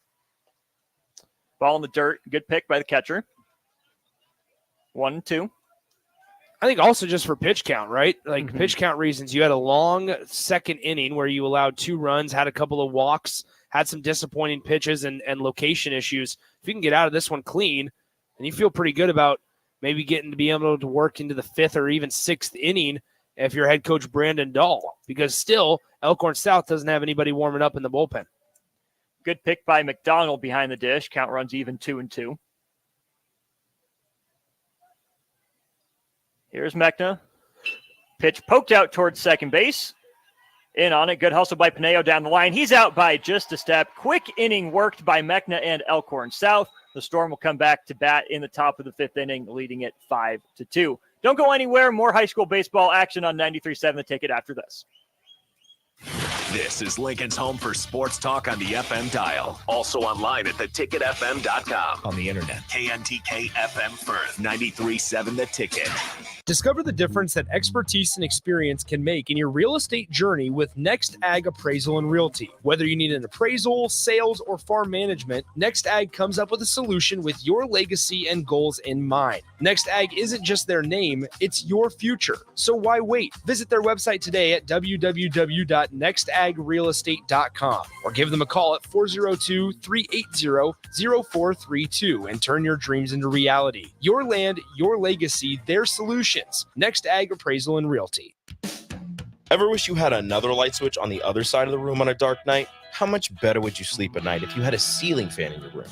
The High Electric Service Department is here to make your electrical what-ifs a reality. Whether you're looking to replace some outdated light fixtures or brighten up your counters with under-cabinet lighting, High Electric can handle all types of residential electrical installations and services. Give Erica a call at 402-466-6606 or visit high-electric.com to get started.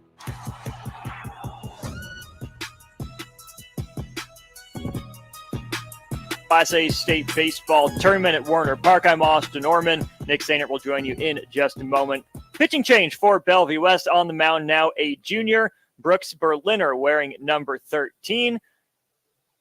Due up for Elkhorn South. First batter of the inning will be number 19, Eamon O'Gorman. Here with the action, Nick Sainert.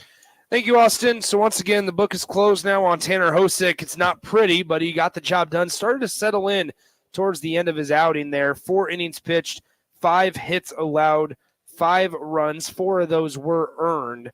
3 walks and just 1 strikeout for the future Omaha Maverick. So there you have it. Once again, as Austin mentioned, it's Cole Madden into the game for the Bellevue West Thunderbirds. And so Cole Madden, 6-1 on the season, 2.94 earned run average. The right-handed thrower gets an early 0-2 jump on Eamon O'Gorman here in the top of the 5th inning. You threw that slider a couple times in warm-up. You can see the bite on it from here, Nick. Right-handed pitcher, left-handed hitter, Eamon O'Gorman. The 0-2 pitch, swung on, bounced to second base. This is Jake Smolinski, waits for it, fires over to Barrientos, and is able to retire Eamon O'Gorman for out number 1. Brings up the third hitter, the first baseman, number 21, Keegan Walters. Keegan walked and ended up scoring back in the first inning, then flew out to the right fielder back in inning number 3. The first pitch on the righty-righty matchup as Madden pulled it low and away, 1-0. I think both teams have had that conversation with their outfielders, Nick. The left fielder and right fielder, the corners are much shallower than they were just an inning and a half ago. The second pitch, also a ball, 2-0. 2 balls, no strikes coming up to Keegan Walters. Breaking ball, works itself back to the inside corner, 2-1. So I believe scoreboard says 1-1. I believe it is 2-1, though. As the 2-1 offering, as that one catches the outside corner, 2-2. It is 2-2.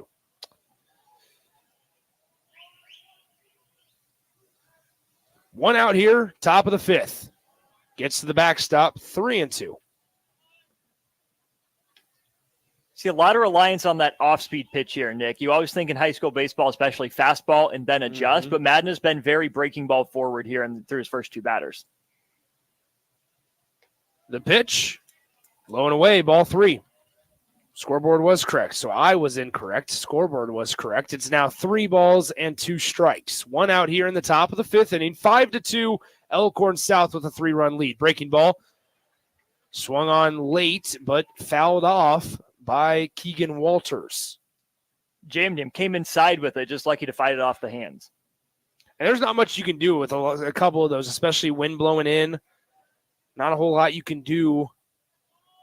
3 balls, 2 strikes, breaking ball, same exact pitch. Really nice control to this point from Madden with that off speed, that slider.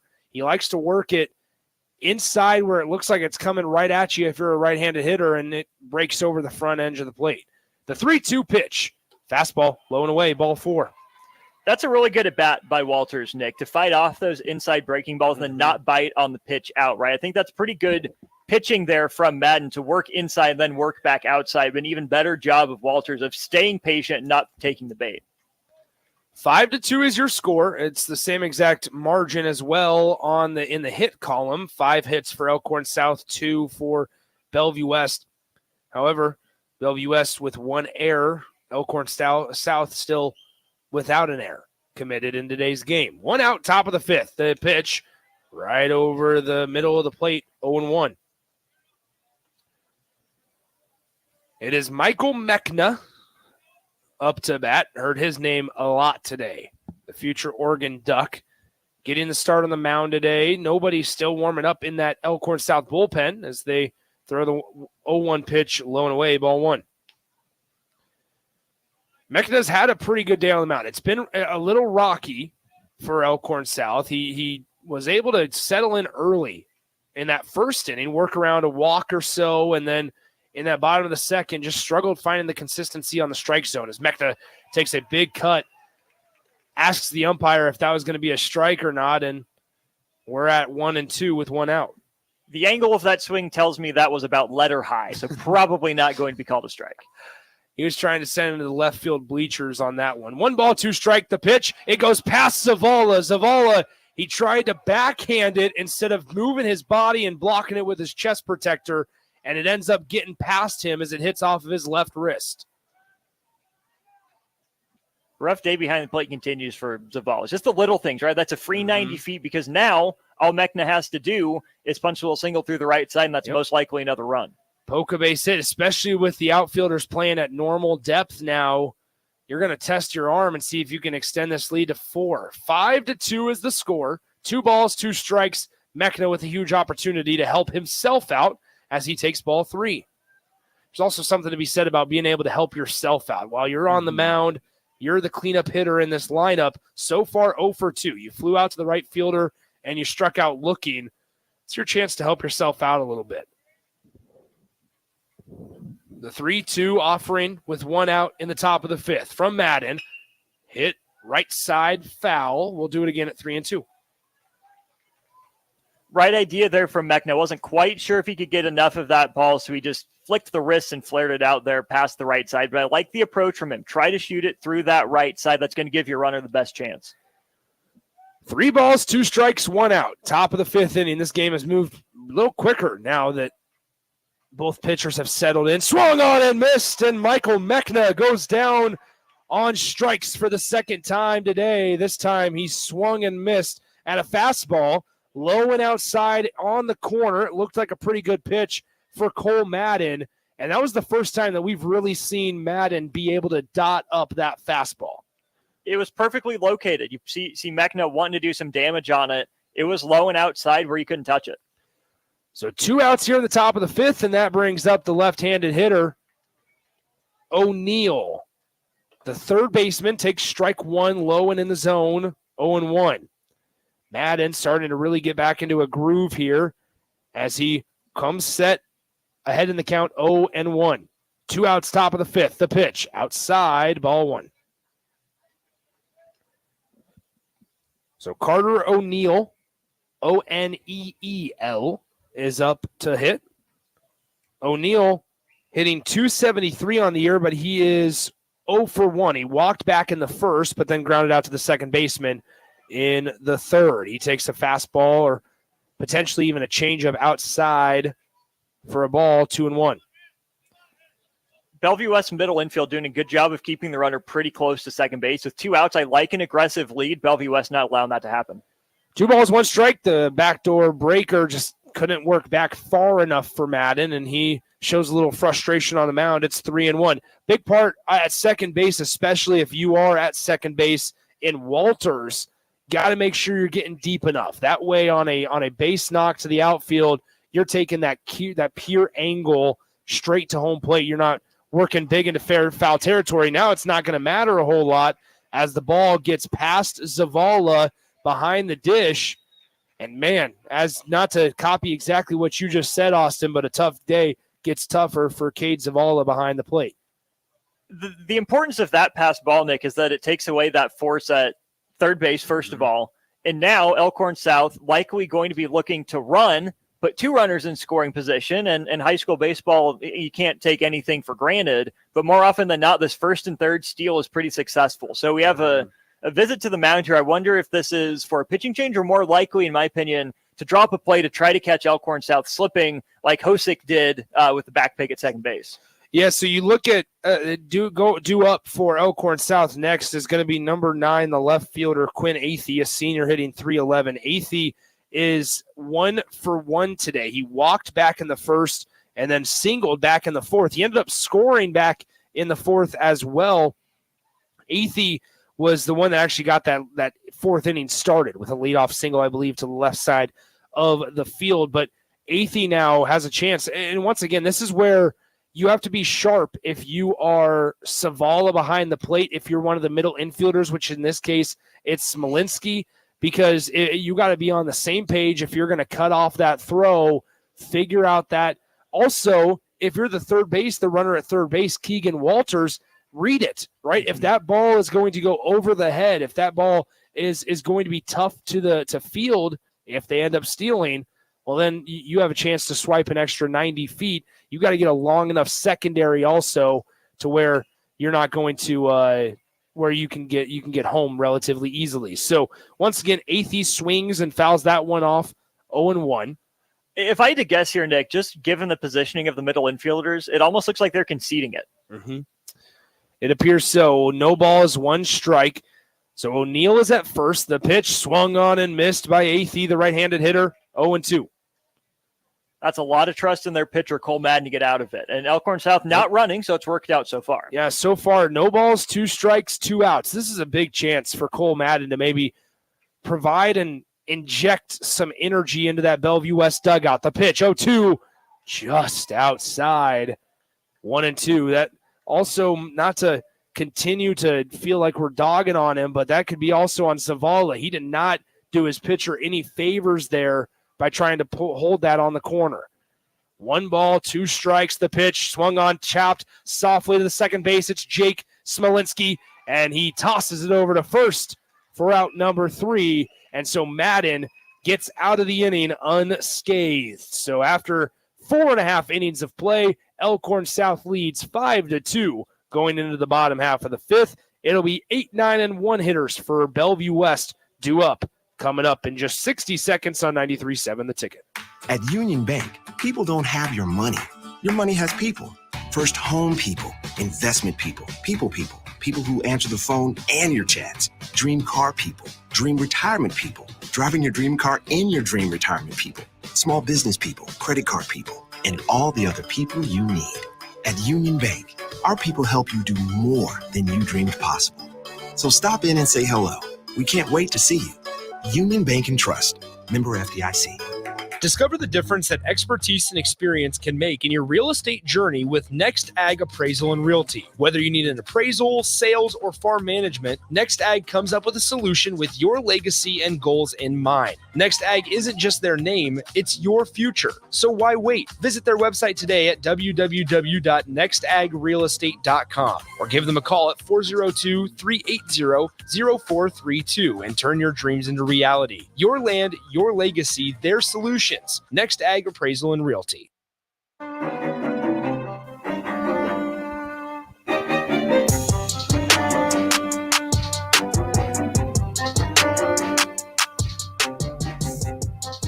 Nick Standard, Austin Norman back with you from Warner Park here in Omaha. As we enter the bottom of the fifth inning, it is 5-2 Elkhorn South with a 3-run lead. Due up first here in the bottom half of the fifth inning, it will be Cade Zavala. Kobe Eichmeyer back in at shortstop, so that's a good sign if you are Elkhorn South, as he had to take a seat for an inning and a half or so. But now this pitch is through the glove of McDonald behind the plate, and it's a ball. But a good sign there, Austin, for Kobe Eichmeyer to get back in. That long red flow pouring out from underneath his hat is a good indication that he's back out on the field. It's distinctive, and you could tell he was ready to go. One of the first guys out of that dugout there. Glad to see him make his return.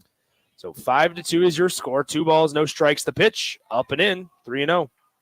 This will be interesting to see how long the leash is on Mechna as well. 3-0, three balls, no strikes. Start off with a leadoff walk, hypothetically. Guys are starting to look like get loose in the Elkhorn South bullpen. This is still an elimination game. It feels like Elkhorn South has had pretty good control of this one the entire time, as he does surrender a leadoff walk, as Zavala on 4 pitches will occupy first base. But as I was saying, it's just a matter of how much do you want to risk it here. It's not that Bellevue West has been able to put good swings on the ball all that often. It's been Mechna struggled to find the zone consistently. It's how much do you trust one of your best players? Maybe not one of your best pitchers. I mean, up there, but maybe not your best guy. How much do you trust him to save your bullpen if you think you can hold on for future days? The pitch from Mechna is down the middle for a strike, 0-1. This is number 12, Caden Allred, the left fielder. Struck out swinging back in the second, and now he's down in the count 0-1. Quick pick over to first base, not in time, as Zavala got back in safely. Barely. That was a good throw. Zavala's foot ended up in the air. Tag made it there, but was in just ahead of it. No balls, 1 strike, nobody out, bottom of the fifth. Mechna comes set, takes a breath, quick pick over first base, not in time. Safe was Zavala. I can appreciate a good pickoff throw. Good location. A lot of guys have moves too. Like they got quick moves at this level. No balls, 1 strike. The pitch swung on and missed. Allred down 0-2. Nick, if I'm Mechna here, I just go with the fastball. Yeah. Trying to get some encouragement from Coach Shockey down on third base side, holding a stopwatch in his right hand, timing the movement of Michael Mechna. The 0-2 offering. Swung on and missed on the fastball, just a little up in the zone. But it's strike 3. And that will now bring up the top of the order. And instead of Drew Grego, it is Jake Smolinski. So Jake had to come in and relieve Drew Grego after Grego went out with a leg injury in the top of the the bottom of the first inning. Smolinski actually had an RBI single back in the second. Here he inherits a runner on first. The front door breaking ball is in there for a strike, 0-1.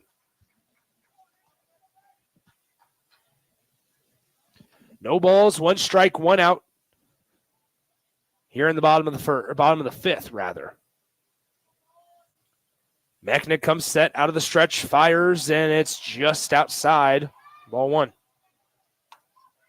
One of the differences, Nick, I mean, you can speak on this as a catcher too, is the catchers today relatively athletic, but their thinner frame makes it hard to frame the ball, right? It looks pretty dramatic when they're moving, and they're not able to do those subtle movements, even shield it from the umpire. I think a lot of that also is keeping your nose over the ball. I think that's such a big part, is understanding your pitcher, and we're going to have a stoppage in play as we had a late time called at the plate by the batter.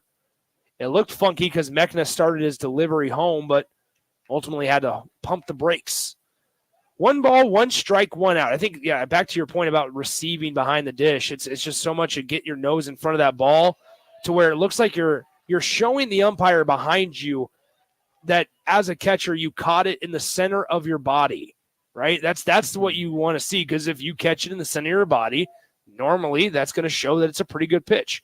1 ball, 2 strikes. Quick pick, as great pick over a quick pickoff, but a great pick out of the dirt by the first baseman.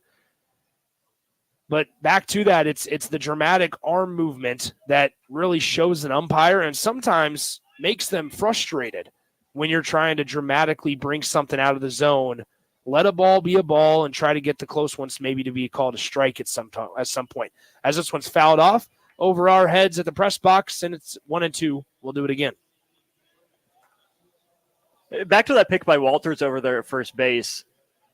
That's a nice pick because it prevents another 90 feet at least, but Zavala hasn't appeared to be going anywhere. So I wonder if that was a designed pickoff or that's just something Mechna chose to do on his own.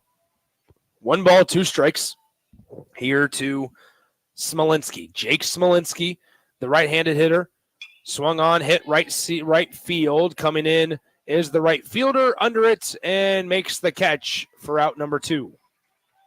Fairly routine pop fly to right field for out number 2. Brings up Nick Glantz, the third baseman, the Allen Community College commit. Right-handed hitter.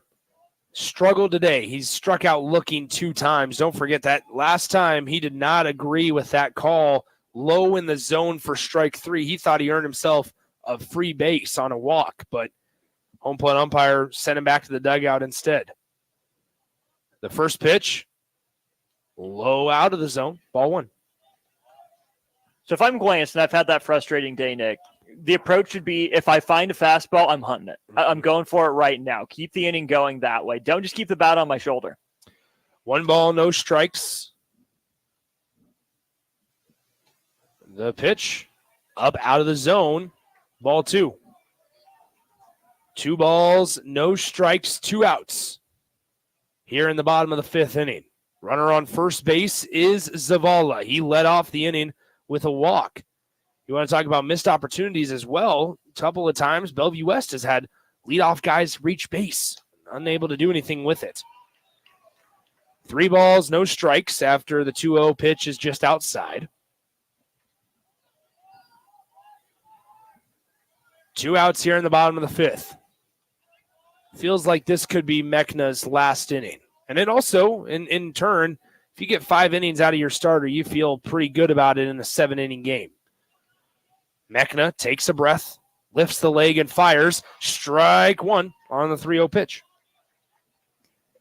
Curious to see Glantz's approach here, Nick. 3-1, you're typically looking 1 pitch, 1 spot. But with Ty Smolinski on deck, lefty-righty matchup, maybe you're a little more patient. 3 balls, 1 strike, 2 outs. Mechna fires home. It's upstairs, ball 4, and now a big opportunity for the future Kansas State Wildcat as Ty Smolinski comes up to the plate, the 3-hole hitter for Bellevue West, and it looks like Michael Mechna might not even be the one to face him. As trotting out is the Elkhorn South coach. Jumping over the lines, the entire infield is in. The rest of the team usually is an indication on whether or not they're going to pull the plug because they'll start to hop out of the dugout to greet the pitcher. Doesn't look like he's going to take the ball from him yet. So, nope, they're going to allow Michael Mechna to try to work out of this one. Runners will be on first and second with 2 outs and Ty Smolinski up to bat. McDonald was the one that initiated that conversation. The coach didn't come out until McDonald was already a few steps out of the dugout. So I think this is just a clear your mind, pitch to contact. There's 2 outs. Big at bat between 2 guys that are going to go play baseball in college. But I still think advantage Mechna in this situation with a 3-run lead, with the wind blowing in. I think you still be aggressive with that fastball early. I think you could also say that the coach could have told him, hey, this is your last batter no matter what. Get us to the dugout. Get us to the dugout. This is your last hitter. We trust you going after a future K-State product. Swung on, fouled off right side, 0-1. Because that's also not a bad thing to say. It's, hey, empty the tank on this guy. We got guys ready to go behind you. Empty the tank and give us everything you got on this last hitter and get us into the 6th inning. 5-2 is your score. No balls, 1 strike, 2 outs here in the bottom of the 5th inning. Ty Smolinski is at the plate. Ty is hitting .427 this year and 96 at-bats. Mechna fires the 0-1 pitch. Breaking ball in the dirt. Good body behind the dish by Crew McDonald. And it's 1 ball, 1 strike. Smolinski, as I mentioned, .427 average, 4 home runs, and 45 RBIs. Huge opportunity for the Bellevue West senior to crack into this Elkhorn South 3-run lead. Runner at second is Savala. The runner at first is Glantz. Smolinski at the plate, 2 outs in the bottom of the 5th. Mechna exhales and fires. Swung on, hit well out to right field. If that stays fair, it could be gone. And it is foul. It just hooked foul. Ty Smolinski was a few feet away from having his 5th home run on the year, his 46, 47, and 48 RBI on the season, and tying this one up. He cranked that ball, turned on that pitch slightly up, mostly in. Didn't miss a home run by more than 6 feet. That one started out in fair territory, that wind slightly blowing it out of play, and just enough. 1 ball, 2 strikes, 2 outs in the bottom of the 5th. It's still a 5-2 ball game, and Michael Mechna steps off the rubber only to quickly step back on. That got the fans just a little more riled up here at Warner Park. Ty Smolinski swinging his bat in the batter's box as Mechna comes set. The second baseman working Zavala at second, now backs off to his normal position. Mechna takes a breath, fires home, backdoor cutter, can't get it to work back to the plate, and it's 2-2. This is where the mind games of baseball come in, Nick. Mechna just had a tank hit off of him. Smolinski just had some of the best contact we've seen all day. Who gets out over their skis too much? Who presses and tries too hard to do something cool? Yeah, because if you're Smolinski, you have to flush that, which is a harder thing and easier said than done. 2-2, 2 outs. The pitch, swung on, grounder up the middle, the shortstop. Eichmeyer touches second base for out number 3. And you got to feel like that may be the end of the day for Michael Mechna, and if so, he allows 2 runs, just 2 hits, and he will exit the game with Elkhorn South up 5-2. We head to the top of the 6th inning, due up for Elkhorn South in the top half of the 6th. It'll be 7, 8, and 9. Hoskinson, Meyer, and Charvat all due up for Elkhorn South here in 60 seconds on 93.7 The Ticket. MWR is dedicated to building attractive, affordable steel buildings that exceed your expectations. From commercial or residential to agricultural storage, steel buildings are cost-effective, attractive, and versatile. Plus, they're a lasting investment and an ideal choice. MWR uses Sentinel Building Systems out of Albion and can service you all over the state and region. If you have interest in a steel building, post frame building, or fencing, give MWR a call today at 402-980-5273 or go to mwrbuildingandfence.com. Here you go. Coffee's on me and my new BFF. I thought I was your best friend forever. BFF like best financial friend at Members Own Credit Union. Right now, they're offering $100 when you consolidate or transfer a loan or an existing credit card balance and meet requirements. Plus, you get great rates and free advice from a financial partner that will put you first. That sounds like a match made in heaven. Members Own Credit Union is the type of bestie you can count on. Get started today at memberzonecu.org/BFF. Limitations may apply. Equal housing opportunity.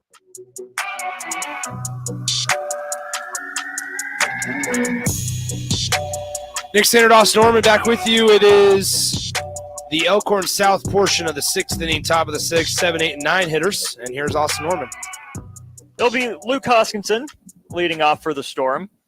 7, 8, 9 with a 5-2 lead. Top of the 6th inning, it's Colt Madden still on the bump for Bellevue West. First pitch is a breaking ball, touches the outside corner, called strike one. Mechna took a slow walk off that mound for the Storm. With Nick, his day's probably done as Madden fires a pitch inside this time. Count runs even, 1 ball, 1 strike. Well, when we saw Madden in the last inning start to settle down, he was kind of on a roller coaster of an outing to start. It really can only control the off speed, the breaking stuff. But we saw towards the back end of that 5th inning, he started to control the fastball a little bit more. And ultimately, that's going to be anybody's most effective pitch, I think. Breaking ball misses outside, fastball shot now foul up the third baseline, just past the tarp. Count runs back even, 2 balls and 2 strikes. Elkhorn South, 2 in the first, 1 in the second, 2 more in the fourth. In terms of runs scored for their offense, 2-2 pitch taken just outside. Good lead by Hoskinson. Full count to the first batter here. That's such a tough pitch because it takes so much to be able to spot that up. Full count delivery taken on the outside corner, perfectly spotted by Madden. Hoskinson goes down looking. You're talking about a difference of maybe just a couple of inches between the pitch that was on 2-2, called a ball, and now that 3-2 pitch. It was the same type of pitch, kind of that sliding, that trying to bring it back to the back door, and finally they let him in on that 3-2 offering. Brings Devin Meyer to the plate, righty-righty matchup. Madden's first delivery taken just low and out for a ball. Even on those ones, though, Austin, like that's a pitch that's low and away. It's a really good ground ball pitch. That's one that's just, you got to tip your cap to Elkhorn South to be able to lay off that. Second delivery shot back foul over the booth. 1-1. You're right, Nick. If you're Madden, you're hitting your spots for the most part. Lost command of one of those breaking balls there early on, but other than that, you're putting the ball pretty much where you want it and trying to get the hitter to fish after it, put him in a disadvantageous situation. There's that slider over the outside corner. White flails and misses. Now down in the count, 1 ball and 2 strikes. That's exactly it. You throw the fastball low and out, and then you throw another pitch there that looks pretty similar, except it dives low and out. White takes low. Count evens up, 2 balls, 2 strikes. Gray, hazy day at Werner Park. That blast that was just foul from Smolinski charged the crowd up quite a bit. White just gets a piece. Fouls it off the handle back to the backstop to stay alive. Nick, you've been here all day. I'll ask you that tank from Smolinski that ended up a few feet foul. Most energetic you've seen the crowds all day? Yeah, today. And the rain played a part in that over the night and over the course of the night and early in the morning this morning. But as we see Madden be able to dot that fastball up once again. White goes down looking. So first it's Hoskinson. Now it's White. 2 backwards Ks for Cole Madden here for the first 2 outs of the 6th inning. What a response here from Bellevue West, Nick. If you leave a couple runners on base, if you can have a quick inning, get your offense back in the batter's box, you only have 6 outs to work with, as now a runner will be put on base for free. That's number 6, Connor Sharva, gets plunked there right on that Navy 6 on his back. So the lineup flips over for Elkhorn South. It'll be Kobe Eichmeyer. Last time he was in the batter's box, Nick, we saw something, at least I haven't seen in the batter's box for a while. Eichmeyer was standing in the batter's box, took the first pitch of the bat for a ball. The catcher, Zavala for Bellevue West, fired down as I believe it was White attempted to rip off third base. Eichmeyer cut out on batter's interference, sent White back to second base. Well, and with that, the concern of a concussion or just head injury as well. Runner takes off. Charvat looks to have second base ripped off easily, and he does. Good leaping snag there at second base by Smolinski to keep that ball in the infield.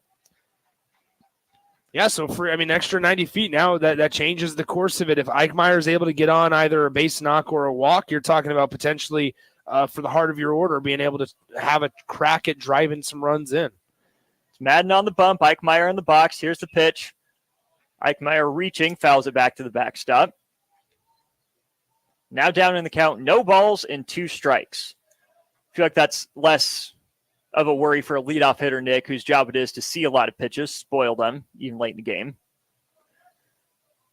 Eichmeyer back in the box. Madden climbs the hill again. He set at the shoulders, drops it to the belt. Gave a look to second base. Twirl move, stepped off.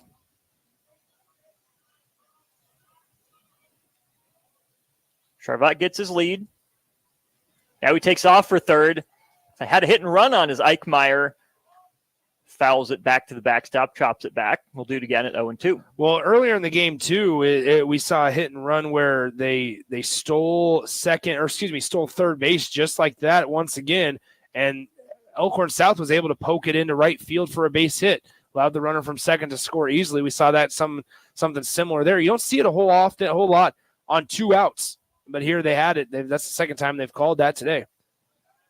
Here's Madden still up in the count, 0-2. Room to work with. Ball skips to the backstop. That one again, Nick. I don't want to rag on the young man. That's on Zavala.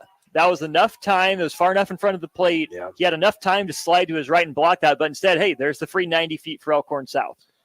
Yeah, Zavala, the senior, plenty of offensive output for Zavala. He's been a big part. And obviously, when you're talking about a senior catcher, what they can provide in leadership as kind of a guy that touches the ball every single play.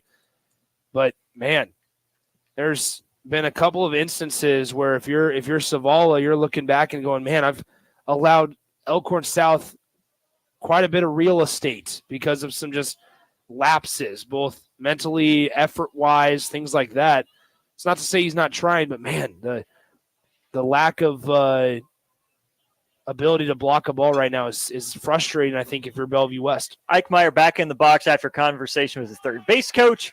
To no avail. Pop out to Smolinski over there at second base. No harm, no foul there for Bellevue West. Runner reaches third. He does not come across to score. We head to the home half of the 6th. It's Elkhorn South leading Bellevue West 5-2.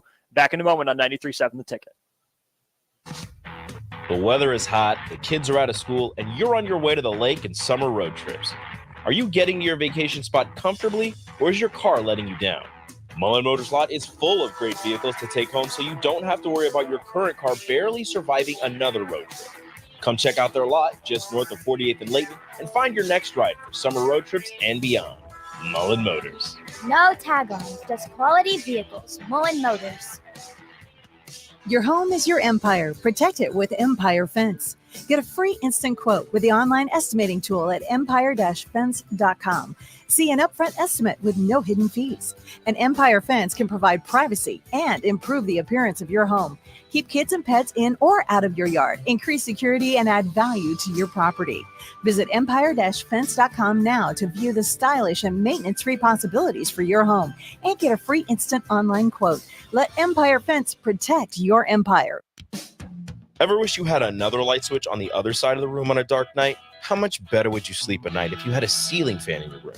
The High Electric Service Department is here to make your electrical what-ifs a reality. Whether you're looking to replace some outdated light fixtures or brighten up your counters with under-cabinet lighting, High Electric can handle all types of residential electrical installations and services. Give Erica a call at 402-466-6606 or visit high-electric.com to get started.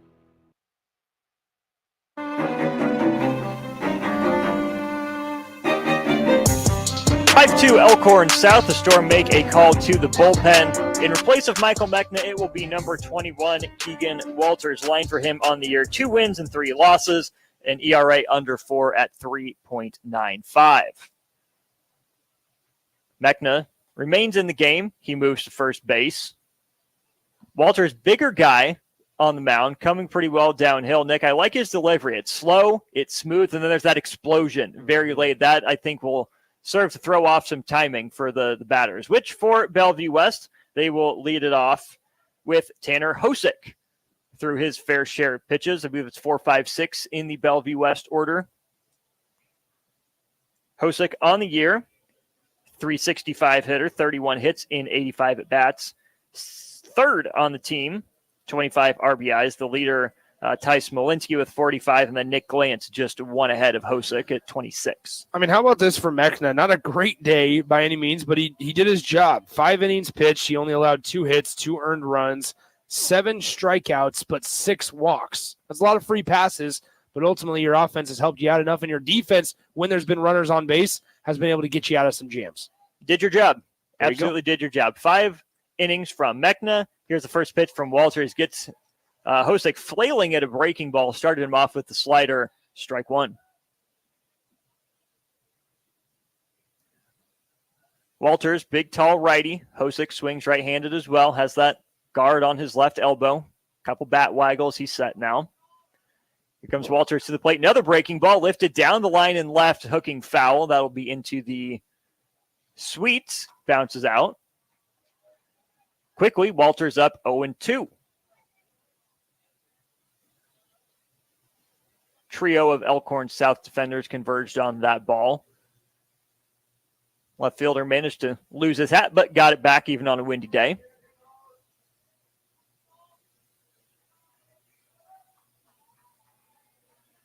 Here's Walters, comes set of the letters.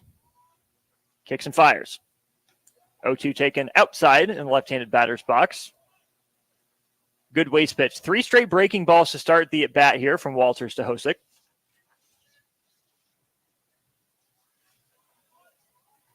The 1-2.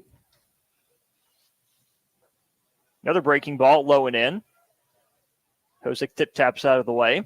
Count back even, 2 balls, 2 strikes. Nick, that's really the name of the game for Bellevue West right now, is try to conserve your outs. Get runners on base, find ways to get them on, get them over, get them in. Good job by Hosick leading off the inning. Seeing some pitches, a lot of breaking balls. There's the first fastball, spiked. It's low and out. From 0-2 to 3-2. Heck of an at-bat regardless of the result here for Hosick. Yeah, I mean, and you're getting some looks at it's exactly what Elkhorn South did to Hosick in the first inning, is that, yeah, maybe you're not going to score a lot of runs. Well, Bellevue West needs it, but you're getting a lot of good looks at the new pitcher. Payoff pitch, shot to the right side. It eats up the second baseman, falls right in front of him.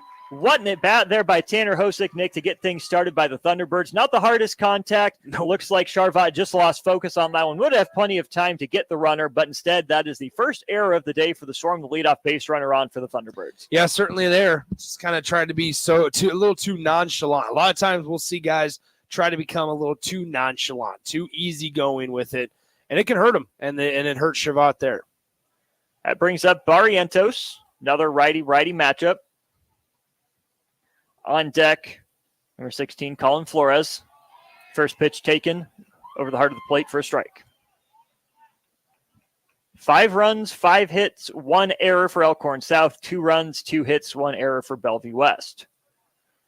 Walters delivers breaking ball inside. 1-1 the count. Austin, something completely off topic. I mean, you look out in the left center field, you have Lincoln East and Lincoln Southwest, our next game coming up. They were supposed to play at 4 p.m. It's 3:45 right now. Obviously, everything's kind of delayed a little bit more as this one's hit out the right side, and it will be caught in foul territory by the right fielder, but for out number 1. But what I was going to say is there's a lot of waiting around going on right now. Like those are 2 teams. They're familiar with each other, being from the city of Lincoln. There's a lot of emotions just being at Warner Park and the state tournament to begin with. And now you don't get to play when you're scheduled to. There's a lot of just waiting around, anxiousness that I'm sure kind of naturally sets in if you're one of those 2 teams. No doubt about it. You have to find ways to stay energized, stay occupied, not get bored, not lose that focus. There's a line drive fielded on a hop by Charvat to second. 1, Eichmeyer quickly to first, but Flores, good hustle out of the box.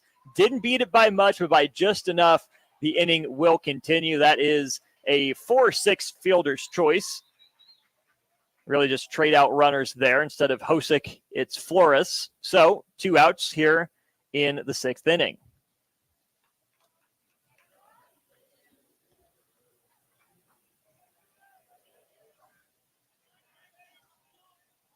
Yeah, so once again, nice job so far by Keegan Walters, just kind of settling down here in this inning It was started off a little bumpy once again and almost pulled a fastball to the backstop, but nice job by Walters settling down here in the top or bottom half of the 6th inning.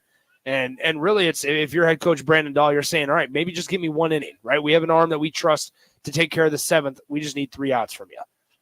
Got the first 2. Runner on first base is Flores. Keep you available for the next day as well. Towering fly ball, foul territory. Third base side, Eichmeyer ranges over. He makes the catch. Great communication there by the Storm to prevent any problems. Just 1 base runner there for Walters. He works out of it. We go to the 7th inning. It is 5-2 Elkhorn South leading Bellevue West. The Storm come up looking for insurance. After this, you're listening to the Class A Baseball State Tournament on 93.7 The Ticket.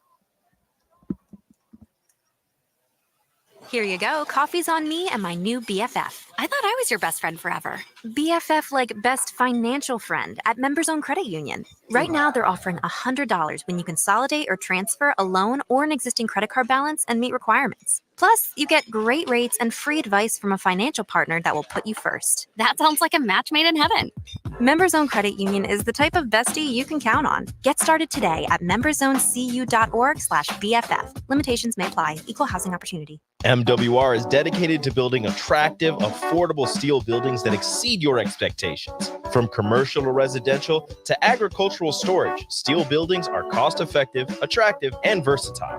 Plus, they're a lasting investment and an ideal choice. MWR uses Sentinel Building Systems out of Albion and can service you all over the state and region. If you have interest in a steel building, post frame building, or fencing, give MWR a call today at 402-980-5273 or go to mwrbuildingandfence.com. Elkhorn South leads Bellevue West by a score of 5-2 as we enter the final inning of play. It's Cole Madden back on the mound with Elkhorn South coming to bat. Here to tell you about it, Nick Sainer. Thank you, Austin. Eamon O'Gorman steps into the batter's box. Is once again Madden out on the mound, and he takes ball 1 low and in, 1-0. So the winner of this one gets gets Millard South tomorrow in what would also be another elimination game. All the games tomorrow being played at Tal Anderson Field. 2 balls, no strikes. 5-2 is your score. Elkhorn South with a 3-run advantage. 2-0 pitch is in there for a strike. 2-1. So we'll be parked at Tal Anderson Field. Just a little bit of a farther drive down there in Exarban Village, as this one's hit really well out to right field. Going back is the right fielder, and it is going to bounce up against the wall. And strolling into second base is Eamon O'Gorman as he gets things started in the top of the 7th with a leadoff double. Great piece of hitting that was on a line, right? The near home run by Malinsky was driven more in the air. That was a rope off the bat there of O'Gorman. Elkhorn South in great position to add that insurance run we were just mentioning, Nick. Yeah, there you go. 5-2 is your score. Eamon O'Gorman will stand at second base. Now it's the heart of the order. Keegan Walters up to bat, the 3-hitter in the Elkhorn South lineup. And Michael Mechna is on deck. Curious to see how Elkhorn South handles this, Nick, because you have to be aggressive enough, not overly aggressive with that extra runner at second base. Wouldn't be surprised to see Keegan Walters bunt. He shows it, gets it down, but it is foul. It hits him in the box.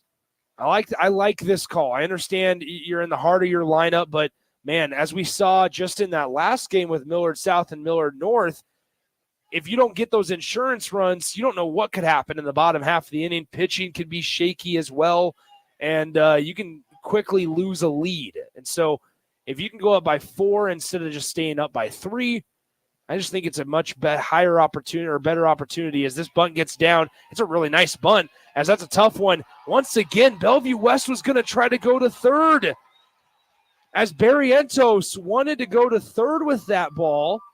The first baseman went all the way across the diamond. First of all, that might have been Zavala's ball to begin with, or the pitcher's. There needs to be a little bit better communication there, but nonetheless, it all works out as O'Gorman advances to third, and Walters reaches first on an infield bunt single. The only way that's Barrientos' ball, Nick, is if he has the play at third 100%, no doubt. Otherwise, to have to collect that ball, turn, and throw to first, And that's not just a difficult play. That's a near impossible play, Yeah. regardless of the level of baseball. So that's, again, where I go back to Zavala as the catcher, the communication hub.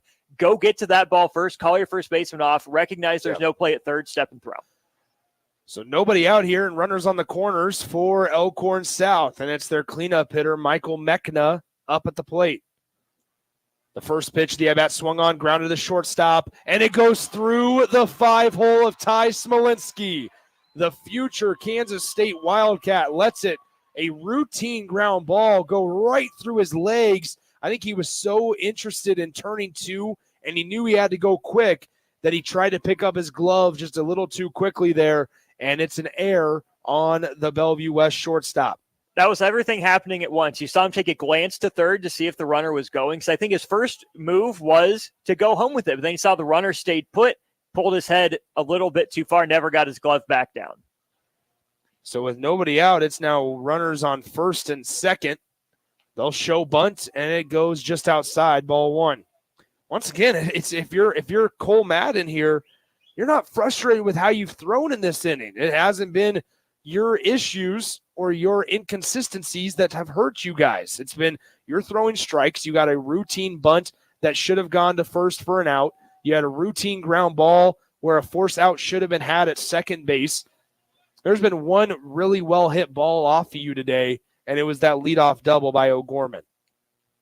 The other thing to monitor here, Nick, is what's the pitch usage? Fastball or breaking ball? We've seen some issues with balls getting to the backstop here for Bellevue West. So 2 balls, no strikes. Here's the pitch. Showing bunt was O'Neill. He pulled back, takes a called strike, 2-1.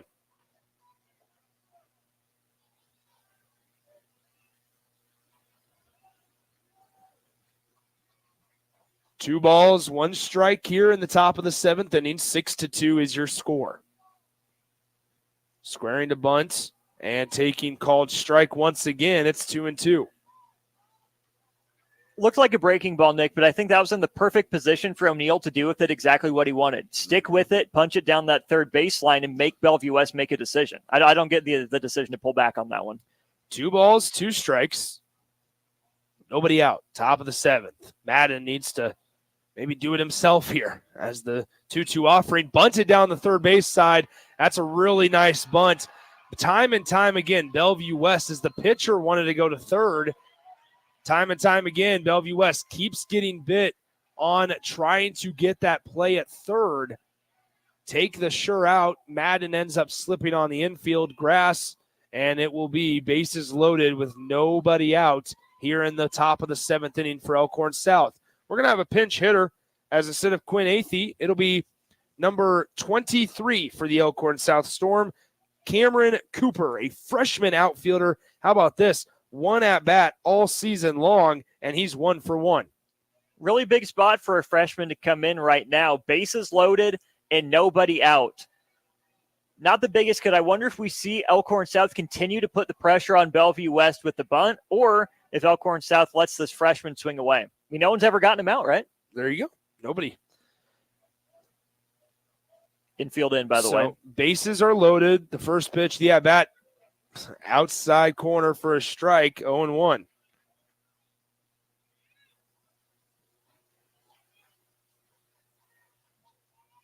So Keegan Walters is on third, Mechna is on second, and O'Neill is at first. Cooper in the right-handed batter's box. Swung on and missed on a slider, low and away. 0-2. Hoskinson in the on-deck circle. Left-handed hitter on the on-deck circle. Now righty-righty matchup. 0-2 pitch. Hits the outside corner, strike 3, and Cameron Cooper goes down on 3 pitches without even taking the bat off his shoulder, and he will be retired for out number 1. I guess he did swing at the 1. He did. So the bat did come off his shoulder, but barely. Good. I think that's a good approach, though, by Madden, right? Mm-hmm. Challenge the young hitter, make him prove that he's big enough and ready for the moment. And now, Nick, you see the third baseman stay in, but everyone else moves back at double play depth. So 1 out here in the top of the 7th inning. Hoskinson, the batter, and it hits him. Hoskinson gets drilled by Madden right in the knee, it looked like, or in the right leg. and he will limp down to first. But if you're in that dugout, you appreciate that from Hoskinson. Oh, absolutely you do. I mean, what's the mantra? Wear it. Lean in, right? Get your team a free run, especially here looking to tack on any insurance that you can. And if you're Bellevue West, Nick, it has to stop as soon as possible. That's really the second mistake I would say that Madden has made, the double to O'Gorman to start the inning and now the hit by pitch. He's pitched well. He's already back on the rubber. I appreciate that, but don't be afraid to take a breath, collect yourself, because this is your season right here. No one person out, and it came on a backwards K to Cameron Cooper. So Hoskinson's at first, O'Neill at second, and Mekina at third. The pitch swung on, fouled back to the right side, 0-1. And you really are curious, not that one player can make up a difference of 5 runs. It just feels like, unfortunately, when Drew Grego left this game in the first, a lot of energy got taken out of the sails of the Bellevue West T-Birds. And when you lose, obviously, a D1 prospect, you're losing quite a bit of talent in that middle infield as well as leadership. You had a middle infield that consisted of a Kansas State commit and a Nebraska commit, and now you lose a part of that, and that dynamic changes out there in the field. The 0-2 pitch from Madden, swung on and missed. They need to touch home plate.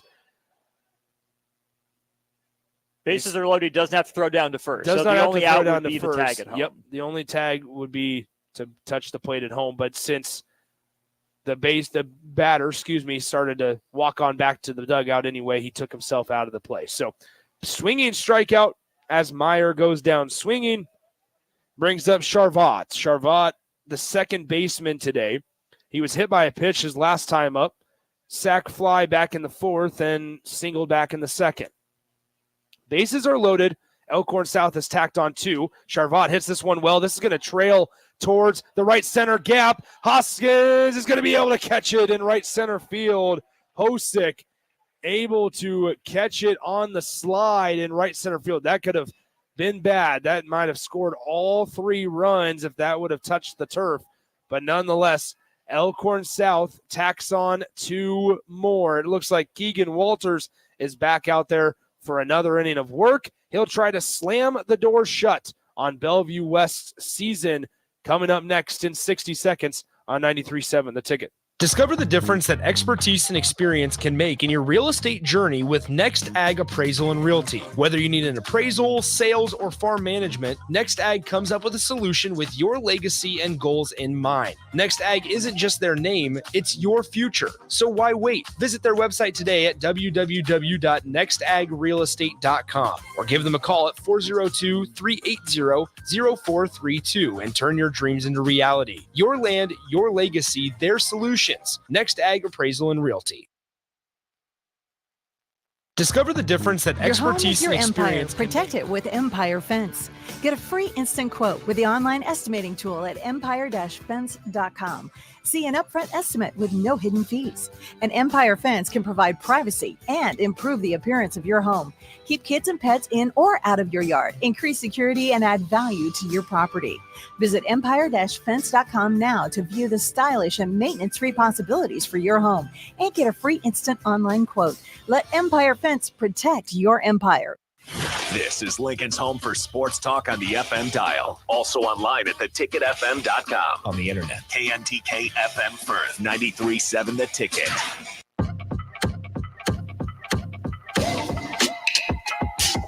So in 3 innings of relief work, Cole Madden goes 3 innings, allows just 3 hits, strikes out 5, walks 3 Elkhorn South Storm hitters, and allowed 2 earned runs to close the book on Cole Madden. Now due up for Bellevue West in their bottom of the 7th inning. It'll be Savala, Allred, and Smolinski. Savala takes ball 1, low and away, 1-0. And quickly, Walters throws the 1-0 pitch down the heart of the plate. Swinging strike, 1 ball, 1 strike to Savala. I believe we have Will Sims in the on-deck circle as a pinch hitter. So that would be for Allred, who is the 9-hole in this Bellevue West lineup. The 1-1. Low and away, ball 2. So remember, after this one, it will be Lincoln Southwest and Lincoln Southeast coming your way from Warner Park. Still 2 games to go. That Lincoln Southwest, Lincoln Southeast game was scheduled initially to start right about now. But we're behind schedule, per usual.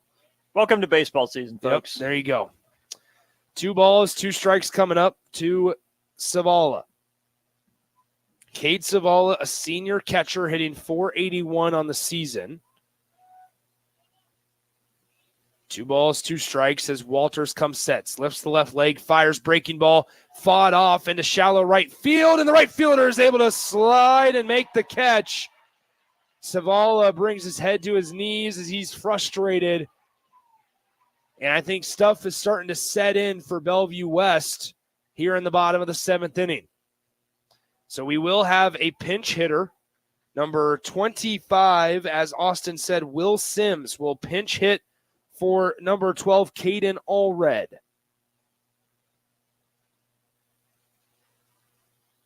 Sims, a big right-handed hitter, hitting .216, 1 home run and 6 runs driven in this season.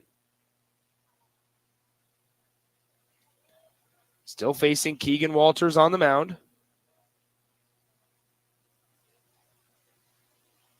First pitch on the inside corner for a strike, 0-1. No balls, 1 strike, 1 out here in the bottom of the 7th. To Sims. Walters throws outside corner, strike 2. He started him off. That's a tough one. He started him off with 2 sliders. As a pinch hitter, you don't even know what the fastball looks like at this point. That's a tough assignment if you are the pinch hitter, in this case, Will Sims. Walters comes set. The 0-2. Slider, low and away. Ball 1. This is one, sorry, Austin, to cut you off. This one feels like elevate a fastball, change the eye level, see if Will Sims will start to go fishing. The 1-2 offering from Keegan Walters. The pitch. Fastball, low and away, ball 2. I was going to say the same thing. I wonder if that's the spot he wanted it low and out, or if he was trying to change the eye level and just missed a spot. 2 balls, 2 strikes, 1 out. Bottom of the 7th. Walters steps up to the rubber. Righty-righty matchup. The pitch from Walters. Swung on.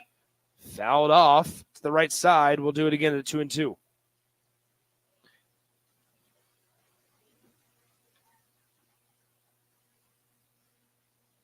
This is the 2nd inning of relief work for Keegan Walters. He got through the 6th relatively easy. Was able to get a couple of flyouts and a force out on a ground out to the second baseman. 2 balls, 2 strikes, 1 out here, bottom of the 7th. The 2-2 offering. Swung on, fouled back right side. We'll do it again.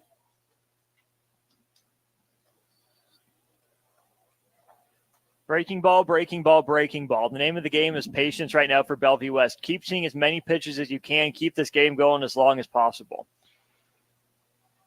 Both teams have emptied the bullpen. With 2 balls, 2 strikes, here's Walters' pitch. Low in the dirt. Good scoop behind the dish by McDonald. We'll do it again. We'll do 3 balls, 2 strikes. Sims, the pinch hitter. The leadoff hitter in this case is Jake Smolinski. The 3-2 offering. Breaking ball swung on and missed for out number 2. So Keegan Walters able to get the pinch hitter Will Sims down swinging. And now Jake Smolinski is Bellevue West's last chance. Jake came in and relieved Drew Grego after he got hurt. But now Jake Smolinski had actually an RBI single in that 2nd inning, and on that play, that was where the guy got tagged out at third base. So the inning should have continued, but some mental lapses hurt the T-Birds there. Ball 1, low and away, 1-0.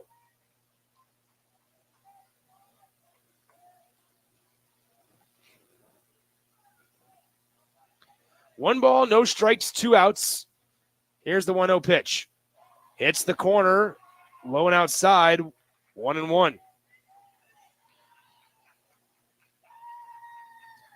So 1 ball, 1 strike, 2 outs in the bottom of the 7th.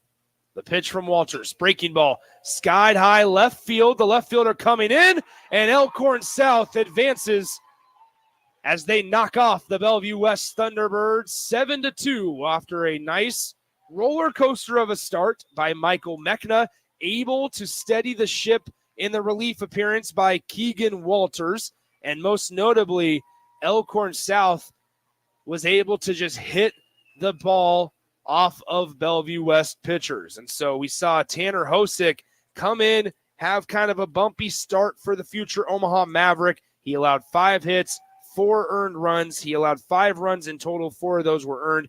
Only struck out 1, had 3 walks. In a relief appearance, Cole Madden for Bellevue West had 3 innings pitched, struck out 5, allowed 3 hits, 3 walks, and 2 earned runs to equal those 7 Storm runs. For Bellevue West, that ends their season. The 3 seed goes home just 2 games into the Class A state tournament. Their season ends 27-8 overall, while Elkhorn South stays alive. Elkhorn South improves to 18-14.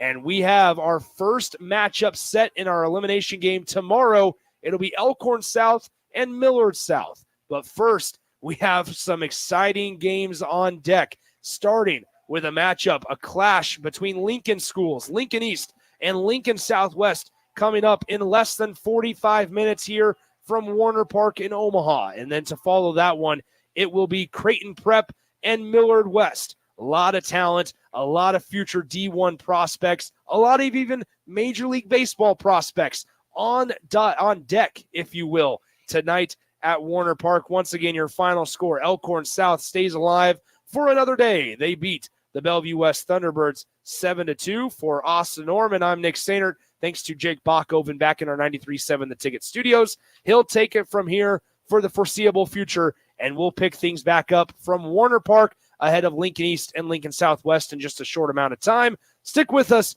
We'll be right back on 93.7 The Ticket.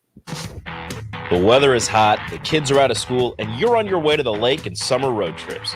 Are you getting to your vacation spot comfortably, or is your car letting you down? Mullen Motors Lot is full of great vehicles to take home, so you don't have to worry about your current car barely surviving another road trip. Come check out their lot just north of 48th and Layton and find your next ride for summer road trips and beyond. Mullen Motors. No tag-ons, just quality vehicles. Mullen Motors. The end of the school year is drawing near, which means graduation